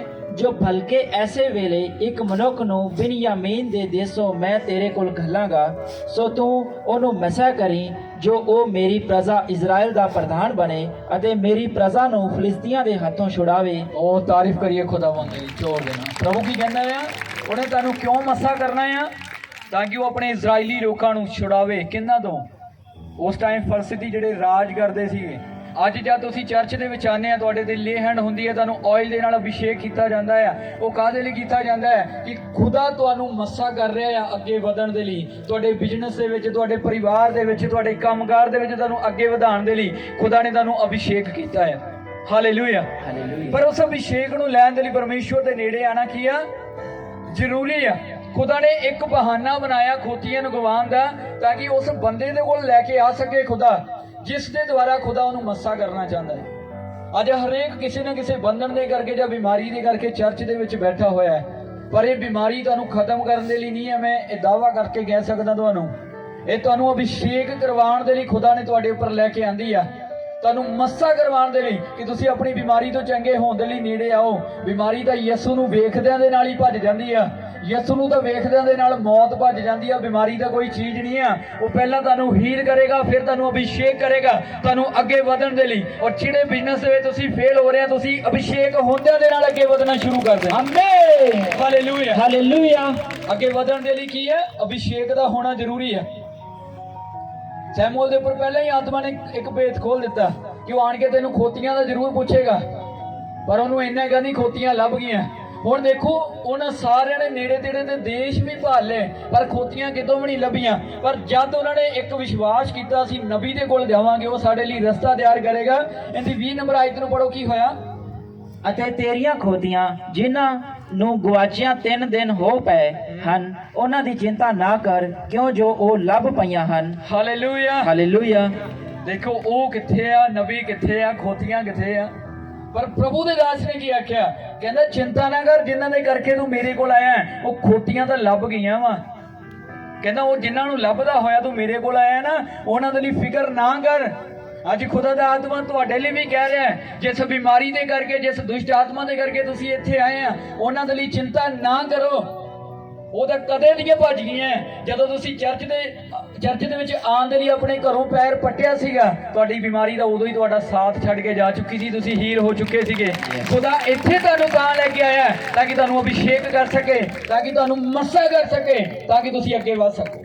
ਹਾਲੇਲੂਇਆ। ਹਾਲੇਲੂਇਆ। ਯਿਸੂ ਮਸੀਹ ਦੇ ਲੋਕਾਂ ਦਾ ਅੱਗੇ ਵਧਣਾ ਹੀ ਪਰਮੇਸ਼ਵਰ ਦੇ ਰਾਜ ਦਾ ਅੱਗੇ ਵਧਣਾ ਹੈ। ਹਾਲੇਲੂਇਆ। ਹਾਲੇਲੂਇਆ। ਕਿਹੜੀ ਚੀਜ਼ ਸਾਨੂੰ ਅਲੱਗ ਕਰਦੀ ਹੈ? ਪ੍ਰਭੂ ਸਾਰਿਆਂ ਨੂੰ ਪਹਿਲਾਂ ਤੁਹਾਨੂੰ ਤੁਹਾਡੇ ਪੈਰਾਂ ਤੇ ਸਟੈਂਡ ਕਰਦਾ ਹੈ, ਪਰ ਕਰਦਾ ਕਿਹਦੇ ਦੁਆਰਾ ਹੈ? ਬੋਲੀਏ, ਇੱਕ ਨਬੀ ਦੇ ਦੁਆਰਾ, ਇੱਕ ਆਪਣੇ ਦਰਸ਼ੀ ਦੇ ਦੁਆਰਾ, ਜਿਹਨੂੰ ਉਸਨੇ ਸਾਡੇ ਲਈ ਠਹਿਰਾਇਆ ਹੁੰਦਾ ਹੈ। ਹਾਲੇਲੂਇਆ। ਹਾਲੇਲੂਇਆ। 3 ਸਾਲ ਮੈਂ ਵਿਦਆਊਟ ਆਤਮਿਕ ਅਗਵੇ ਦੇ ਮੈਂ ਜ਼ੋਰ ਲਾਉਂਦਾ ਰਿਹਾ ਮਿਨਿਸਟਰੀ ਦੇ ਵਿੱਚ। ਕਿਸੇ ਨੂੰ ਮੈਂ ਆਪਣਾ ਆਤਮਿਕ ਪਿਤਾ ਨਹੀਂ ਸੀ ਠਹਿਰਾਇਆ। ਮੈਂ ਜ਼ੋਰ ਲਾਉਂਦਾ ਰਿਹਾ, ਮੈਂ ਅੱਗੇ ਲੈ ਜਾਊਂਗਾ ਮਿਨਿਸਟਰੀ ਨੂੰ। ਕੁਝ ਵੀ ਨਹੀਂ ਹੋਇਆ। ਪੂਰਾ ਜ਼ੋਰ ਲਾਉਣ ਦੇ ਬਾਵਜੂਦ ਕੁਝ ਵੀ ਨਹੀਂ ਹੋਇਆ। ਪਰ ਜਦ ਦਾ ਮੈਂ ਆਪਣੇ ਅਗਵੇ ਦੇ ਨਾਲ ਵਫਾਦਾਰ ਹੋਇਆ, ਜਦ ਦਾ ਮੈਂ ਉਹਦੀ ਆਗਿਆ ਨੂੰ ਮੰਨਣਾ ਸ਼ੁਰੂ ਕੀਤਾ ਹੈ, ਹੁਣ ਮੈਨੂੰ ਜ਼ੋਰ ਨਹੀਂ ਲਾਣਾ ਪੈਂਦਾਗਾ। ਮੈਂ ਸਿਰਫ ਆਣ ਕੇ ਖੜਦਾ ਔਰ ਬੋਲਦਾ ਹੈ ਮੇਰੇ ਲਈ ਹੋਣਾ ਚਾਹੀਦਾ ਹੈ। ਔਰ ਤੁਸੀਂ ਗਵਾਹੀਆਂ ਦੀਆਂ ਲੈਣਾ ਲੱਗੀਆਂ ਦੇਖਦੇ ਇੱਥੇ ਯੀਸ਼ੂ ਦੇ ਸਾਹਮਣੇ। ਹਾਲੇਲੂਇਆ। ਹਾਲੇਲੂਇਆ। ਹਾਲੇਲੂਇਆ। ਕੀ ਹੋਇਆ? ਖੁਦਾ ਨੇ ਉਸ ਅਗਵੇ ਦੇ ਦੁਆਰਾ ਮੇਰਾ ਅਭਿਸ਼ੇਕ ਕੀਤਾ। ਖੁਦਾ ਨੇ ਉਸ ਦਾਸ ਦੇ ਦੁਆਰਾ, ਸੰਤ ਫੈਰਸ ਜੀ ਦੇ ਦੁਆਰਾ ਮੈਨੂੰ ਮੱਸਾ ਕਰ ਦਿੱਤਾ, ਤਾਂ ਕਿ ਮੈਂ ਉਹ ਰਾਜਾ ਬਣਾ ਦਿੱਤਾ ਜਾਵਾਂ ਪਰਮੇਸ਼ਵਰ ਦੀ ਇਜ਼ਰਾਈਲੀ ਪ੍ਰਜਾ ਦਾ। ਹਾਲੇਲੂਇਆ। ਹਾਲੇਲੂਇਆ। ਤੁਸੀਂ ਸਾਰੇ ਕੌਣ ਆ? ਇਜ਼ਰਾਈਲੀ ਪ੍ਰਜਾ ਆ ਪਰਮੇਸ਼ਵਰ ਦੀ, ਜਿਨ੍ਹਾਂ ਨੂੰ ਖੁਦਾ ਛਡਾਉਣਾ ਚਾਹੁੰਦਾ ਸੀਗਾ, ਜਿਹੜੇ ਕਰਜ਼ਿਆਂ ਦੇ ਵਿੱਚ, ਜਿਹੜੇ ਬਿਮਾਰੀਆਂ ਦੇ ਵਿੱਚ ਫਸੇ ਹੋਏ ਸੀ। ਖੁਦਾ ਨੇ ਸ਼ਾਉਲ ਦੀ ਤਰ੍ਹਾਂ ਮੈਨੂੰ ਆਪਣੇ ਕੋਲ ਸੱਦਿਆ ਔਰ ਮੈਨੂੰ ਅਭਿਸ਼ੇਕ ਕਰ ਦਿੱਤਾ, ਮੈਨੂੰ ਮੱਸਾ ਕਰ ਦਿੱਤਾ ਕਿ ਅੱਜ ਮੈਂ ਤੁਹਾਡੇ ਲਈ ਵੀ ਇੱਕ ਵੱਡੇ ਛੁਟਕਾਰੇ ਦਾ ਕਾਰਨ ਬਣਾ। ਹਾਲੇਲੂਇਆ। ਅੱਜ ਇੱਕ ਜਣਾ ਤੁਹਾਡੇ 400-500 ਦੇ ਲਈ ਪ੍ਰਾਰਥਨਾ ਕਰਦਾ, ਤੁਸੀਂ ਗਵਾਹੀਆਂ ਨੂੰ ਦੇਖਦੇ ਆ। ਇਹ ਕੀ ਹੈ? ਇੱਕ ਰਾਜਾ ਹੀ ਅਗਵਾਈ ਕਰ ਸਕਦਾ ਹੈ। ਔਰ ਮੈਂ ਮੰਨਦਾ ਹਾਂ ਯਹੋਵਾ ਨੇ ਮੈਨੂੰ ਰਾਜਾ ਬਣਾਇਆ, ਔਰ ਜਿਹੜੇ ਤੁਹਾਡੇ ਜੋ ਮੰਨ ਰਹੇ ਆ ਤੁਸੀਂ ਵੀ ਰਾਜੇ ਰਾਣੀਆਂ ਬਣਨ ਵਾਲੇ। ਚੋਰ ਦੇ ਨਾਲ ਤਾਰੀਫ ਕਰੀਏ ਖੁਦਾਵੰਦ ਦੀ। ਹਾਲੇਲੂਇਆ। ਹਾਲੇਲੂਇਆ। ਪਰਮੇਸ਼ਵਰ ਤੁਹਾਨੂੰ ਇਸੇ ਲਈ ਆਪਣੀ ਹਜ਼ੂਰੀ ਦੇ ਵਿੱਚ ਲੈ ਕੇ ਆਂਦਾ ਹੈ ਕਿ ਉਹ ਤੁਹਾਡੇ ਲਈ ਇੱਕ ਰਸਤਾ ਤਿਆਰ ਕਰ ਸਕੇ। ਅਗਰ ਹਾਲੇ ਵੀ ਤੁਹਾਡੀਆਂ ਜ਼ਿੰਦਗੀਆਂ ਦੇ ਵਿੱਚ ਸਟਰਗਲ ਆ, ਅਗਰ ਤੁਹਾਨੂੰ ਹਾਲੇ ਵੀ ਲੱਗਦਾ ਹੈ ਕਿ ਪ੍ਰਭੂ ਨੂੰ ਗ੍ਰਹਿਣ ਕਰਨ ਤੋਂ ਬਾਅਦ ਵੀ ਤੁਹਾਡੀਆਂ ਜ਼ਿੰਦਗੀਆਂ ਦੇ ਵਿੱਚ ਬਦਲਾਵ ਨਹੀਂ ਆ ਰਿਹਾ, ਤਾਂ ਇਸ ਬੁੱਧਵਾਰ ਫੈਮਿਲੀ ਮੀਟਿੰਗ ਹੋ ਰਹੀ ਹੈ। ਸਪੈਸ਼ਲ ਟਾਈਮ ਕੱਢ ਕੇ ਆਓ, ਮਿਲੋ। ਉੱਥੇ ਤੁਹਾਡੀਆਂ ਮੁਸ਼ਕਲਾਂ ਨੂੰ ਸੁਣਿਆ ਜਾਊਗਾ ਪਰਸਨਲੀ, ਇਕੱਲੇ ਨੂੰ। ਉੱਥੇ ਤੁਹਾਡੇ ਲਈ ਪ੍ਰਾਰਥਨਾ ਕੀਤੀ ਜਾਊਗੀ। ਉੱਥੇ ਤੁਹਾਨੂੰ ਆਤਮਾ ਦੇ ਵੱਲੋਂ ਇੱਕ ਵਰਡ ਦਿੱਤਾ ਜਾਊਗਾ, ਇੱਕ ਸ਼ਬਦ ਦਿੱਤਾ ਜਾਊਗਾ। ਉਸ ਸ਼ਬਦ ਦੇ ਦੁਆਰਾ ਜੋ ਆਤਮਾ ਕਹਿੰਦਾ ਹੈ ਉਹ ਕਰਨਾ ਸ਼ੁਰੂ ਕਰ ਦਿਓ। ਅਗਰ ਆਤਮਾ ਨੇ ਕਹਿ ਦਿੱਤਾ ਨਾ ਕਿ ਬਸ ਤੂੰ ਇੱਥੋਂ ਪੱਟ ਦੇ ਥੋੜੀ ਜਿਹੀ ਜਗ੍ਹਾ ਔਰ ਤੇਰੇ ਲਈ ਸੋਨਾ ਨਿਕਲਣ ਵਾਲਾ ਹੈ, ਤੇ ਇਹ ਨਾ ਆਖੋ ਇੱਥੇ ਤਾਂ ਟਰੈਕਟਰ ਚੱਲਦੇ, ਅੱਗੇ ਤਾਂ ਨਿਕਲਿਆ ਨਹੀਂ ਹੈ। ਇਹ ਵਰਡ ਟਰੈਕਟਰ ਵਾਲਿਆਂ ਦੇ ਲਈ ਨਹੀਂ ਹੈ, ਤੁਹਾਡੇ ਲਈ ਹੈ ਕਿ ਤੁਸੀਂ ਕਈ ਦੇ ਨਾਲ ਵੀ ਪੱਟੋਗੇ ਤੇ ਸੋਨਾ ਨਿਕਲਣਾ ਸ਼ੁਰੂ ਹੋ ਜਾਏਗਾ। ਹਾਲੇਲੂਇਆ। ਹਾਲੇਲੂਇਆ। ਤੁਹਾਨੂੰ ਅੱਗੇ ਵਧਾਉਣ ਦੇ ਲਈ ਪਰਮੇਸ਼ਵਰ ਨੂੰ ਫੌਜਾਂ ਦੀ ਲੋੜ ਨਹੀਂ ਆ। ਉਹ ਤੁਹਾਡੇ ਇਕੱਲਿਆਂ ਨੂੰ ਹੀ, ਤੁਹਾਨੂੰ ਇਕੱਲੇ ਨੂੰ ਹੀ ਇੰਨਾ ਜ਼ਿਆਦਾ ਪਾਵਰਫੁਲ ਕਰ ਸਕਦਾ ਹੈ ਕਿ ਤੁਸੀਂ 1000 ਬੰਦੇ ਦੇ ਭਾਰੂ ਪੈ ਸਕਦੇ। ਸੈਮਸਨ ਦੇ ਬਾਰੇ ਕਿੰਨੇ ਜਾਣੇ ਜਾਣਦੇ ਆ? ਇਕੱਲੇ ਨੇ ਖੋਤੇ ਦੇ ਜਵਾੜੇ ਦੀ ਹੱਡੀ ਦੇ ਨਾਲ ਕਿੰਨੇ ਮਨੁੱਖਾਂ ਨੂੰ ਵੜ ਦਿੱਤਾ ਸੀ? 1000 ਨੂੰ।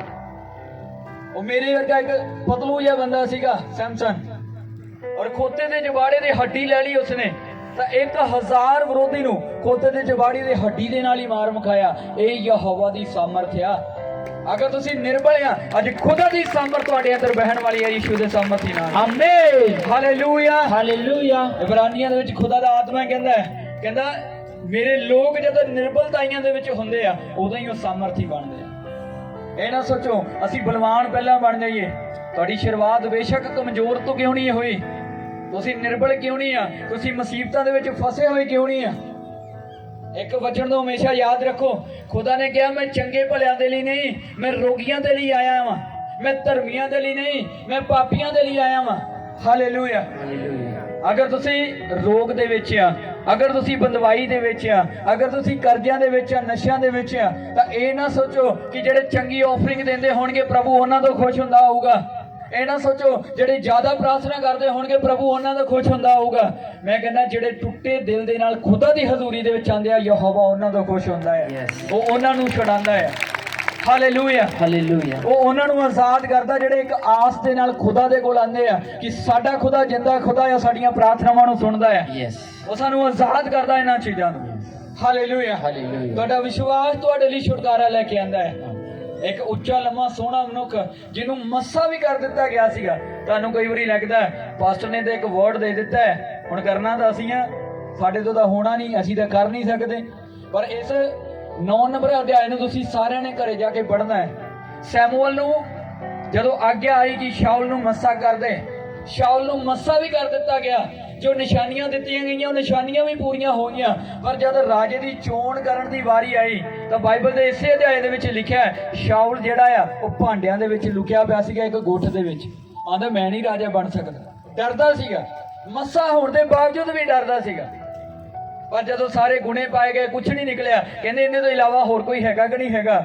ਤੇ ਇੱਕ ਤੁਹਾਡੇ ਮੇਰੇ ਵਰਗੇ ਨੇ ਜਾ ਕੇ ਦੱਸਿਆ ਕਿ ਹੁਣ ਤਾਂ ਇੱਕ ਹੀ ਡਰਪੋਕ ਜਿਹਾ ਰਹਿ ਗਿਆ, ਉਹ ਭਾਂਡਿਆਂ ਪਿੱਛੇ ਲੁਕਿਆ ਪਿਆ। ਕਹਿੰਦੇ ਲੈ ਆਓ, ਉਸੇ ਨੂੰ ਯਹੋਵਾ ਨੇ ਚੁਣਿਆ ਜਿਹੜਾ ਆਪਣੇ ਆਪ ਨੂੰ ਕਮਜ਼ੋਰ ਸਮਝਦਾ। ਯਹੋਵਾ ਉਹਨਾਂ ਨੂੰ ਰਾਜੇ ਰਾਣੀਆਂ ਬਣਾਉਂਦਾ ਹੈ। Hallelujah, hallelujah. ਅਗਰ ਤੁਸੀਂ ਆਪਣੇ ਹਾਲਾਤਾਂ ਨੂੰ ਵੇਖ ਕੇ ਕਹਿ ਰਹੇ ਅਸੀਂ ਤਾਂ ਕਮਜ਼ੋਰ ਆ, ਮੈਂ ਕਹਿੰਦਾ ਤੁਸੀਂ ਰਾਜੇ ਆਉਣ ਵਾਲੇ ਯਿਸੂ ਦੇ ਸਾਮਰਥੀ ਨਾਲ ਦੇ। ਤੁਸੀਂ ਆਪਣੇ ਪਰਿਵਾਰਾਂ ਦੇ ਲਈ, ਆਪਣੇ ਨਗਰ ਦੇ ਲਈ, ਆਪਣੇ ਮੁਹੱਲੇ ਦੇ ਲਈ ਰਾਜੇ ਰਾਣੀਆਂ ਦਾ ਕੰਮ ਕਰਨ ਵਾਲੇ। ਆਮੀਨ। ਸਮਝ ਆ ਰਹੀ ਹੈ ਕਿ ਨਹੀਂ ਆ ਰਹੀ? ਯੈਸ। ਯਹੋਵਾ ਨੇ ਆਖਿਆ ਜਿਹੜਾ ਡਰਦਾ ਆ ਉਹਨੂੰ ਮੈਂ ਇੰਨਾ ਲੀਡਰ ਬਣਾ ਦਿਆਂਗਾ ਕਿ ਉਹ ਇਕੱਲਾ ਹੀ ਹਜ਼ਾਰ ਬੰਦੇ ਦੇ ਉੱਤੇ ਭਾਰੂ ਪਾਏ। ਹਾਲੇਲੂਇਆ। ਅਗਰ ਤੁਸੀਂ ਅੱਜ ਕਮਜ਼ੋਰ ਆ ਤਾਂ ਇਸ ਨੂੰ ਆਨੰਦ ਦੀ ਗੱਲ ਜਾਣੋ। ਅਗਰ ਤੁਸੀਂ ਗਰੀਬੀ ਦੇ ਵਿੱਚ ਆ, ਮੱਤੀ 6 ਦੇ ਵਿੱਚ ਲਿਖਿਆ ਧੰਨ ਉਹ ਵਿਅਕਤੀ ਜਿਹੜਾ ਗਰੀਬ ਆ, ਕਿਉਂਕਿ ਉਹ ਅਮੀਰ ਕਰ ਦਿੱਤਾ ਜਾਏਗਾ ਜਦ ਸਵਰਗ ਰਾਜ ਦੇ ਵਿੱਚ ਜਾਏਗਾ। ਤੁਸੀਂ ਅੱਜ ਅਗਰ ਧਰਤੀ ਦੇ ਉੱਪਰ ਕਿਸੇ ਬੰਦਵਾਈ ਦੇ ਵਿੱਚ ਆ ਤਾਂ ਚਿੰਤਾ ਨਾ ਕਰੋ, ਸਵਰਗ ਤੁਹਾਡਾ ਹੈ ਯਿਸੂ ਦੇ ਸਾਮਰਥੀ ਨਾਮ ਦੇ ਦੁਆਰਾ। ਜ਼ੋਰ ਦੇ ਨਾਲ ਤਾਰੀਫ ਕਰੀਏ ਖੁਦਾਵੰਦ ਦੀ, ਜ਼ੋਰ ਦੇ ਨਾਲ, ਜ਼ੋਰ ਦੇ ਨਾਲ। Hallelujah, hallelujah. ਉਠਾਈਏ ਆਪਣੇ ਹੱਥਾਂ ਨੂੰ, ਆਪਣੀ ਬਾਈਬਲ ਨੂੰ ਕਲੋਜ਼ ਕਰੀਏ। ਇਹਨਾਂ ਦੋਨਾਂ ਚੈਪਟਰ ਨੂੰ, ਇਹਨਾਂ ਦੋਨਾਂ ਅਧਿਆਇਆਂ ਨੂੰ ਤੁਸੀਂ ਘਰੇ ਜਾ ਕੇ ਜ਼ਰੂਰ ਪੜ੍ਹਨਾ ਆ। ਤੁਹਾਨੂੰ ਸਮਝ ਲੱਗੂਗੀ ਕਿ ਅੱਜ ਮੈਂ ਕੀ ਸਿਖਾਉਣਾ ਚਾਹਿਆ। ਪ੍ਰਭੂ ਚਾਹੁੰਦਾ ਹੈ ਪਹਿਲਾਂ ਤੁਹਾਨੂੰ ਤੁਹਾਡੇ ਪੈਰਾਂ ਤੇ ਸਟੈਂਡ ਕਰਨਾ। ਕਦੇ ਵੀ ਖੁਦਾਵੰਦ ਦੇ ਕੋਲ ਇਹ ਨਾ ਆਣ ਕੇ ਆਖਿਆ ਕਰੋ ਪ੍ਰਭੂ ਸਾਡੇ ਲਈ ਹੋਰ ਲੋਕ ਆਣ ਤੇ ਮਦਦ ਕਰਨ, ਬਲਕਿ ਕਹੋ ਖੁਦਾ ਨੂੰ ਪ੍ਰਭੂ ਮੈਨੂੰ ਇਸ ਲਾਇਕ ਬਣਾ ਦੇ ਕਿ ਮੈਂ ਦੂਜਿਆਂ ਦੀ ਮਦਦ ਕਰਾਂ। ਕਦੇ ਵੀ ਇਹ ਨਾ ਆਖੋ ਪ੍ਰਭੂ ਮੇਰੀ ਮਰਜ਼ੀ ਪੂਰੀ ਕਰ। ਬੋਲੋ ਖੁਦਾ ਤੇਰੀ ਮਰਜ਼ੀ ਪੂਰੀ ਹੋਣੀ ਚਾਹੀਦੀ ਹੈ। ਜਦ ਤੁਸੀਂ ਖੁਦਾ ਨੂੰ ਬੋਲੋਗੇ ਪ੍ਰਭੂ ਸਾਡੀ ਨਹੀਂ ਤੇਰੀ ਮਰਜ਼ੀ ਪੂਰੀ ਹੋਵੇ ਤਾਂ ਤੁਸੀਂ ਸੱਚਮੁੱਚ ਅਦਭੁਤ ਕੰਮਾਂ ਨੂੰ ਦੇਖਦੇ ਆ। ਯਹੋਵਾ ਅਦਭੁਤ ਕੰਮ ਕਰਨ ਵਾਲਾ ਪਰਮੇਸ਼ਵਰ ਆ। ਯਿਸੂ ਮਸੀਹ ਦੇ ਪੈਦਾ ਹੋਣ ਤੋਂ ਲੈ ਕੇ ਉਹਦੇ ਸਲੀਬ ਤੇ ਦਿੱਤੇ ਜਾਣ ਤੱਕ ਤੁਸੀਂ ਅਦਭੁਤ ਕੰਮਾਂ ਨੂੰ ਦੇਖਦੇ ਆ ਜ਼ਿੰਦਗੀ ਦੇ ਵਿੱਚ। ਅਦਭੁਤ ਕੰਮ ਹਰੇਕ ਜਗ੍ਹਾ ਦੇ ਉੱਤੇ ਇੱਕ ਚਮਤਕਾਰ ਨੂੰ ਦੇਖਦੇ ਆ।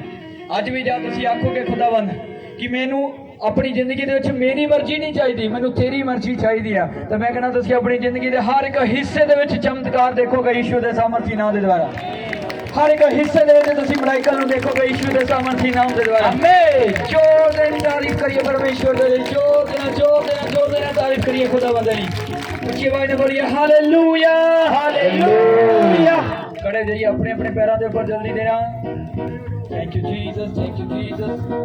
ਸ਼ਕਰ ਬਾਬਾ ਸ਼ਕਰ ਦੇ ਪਵਿੱਤਰ ਆਤਮਾ ਮੌਜੂਦ ਹੈ ਜਿਸ ਜਗ੍ਹਾ ਤੇ ਤੁਹਾਨੂੰ ਫ੍ਰੀ ਕਰਨ ਦੇ ਲਈ, ਤੁਹਾਨੂੰ ਹੀਲ ਕਰਨ ਦੇ ਲਈ।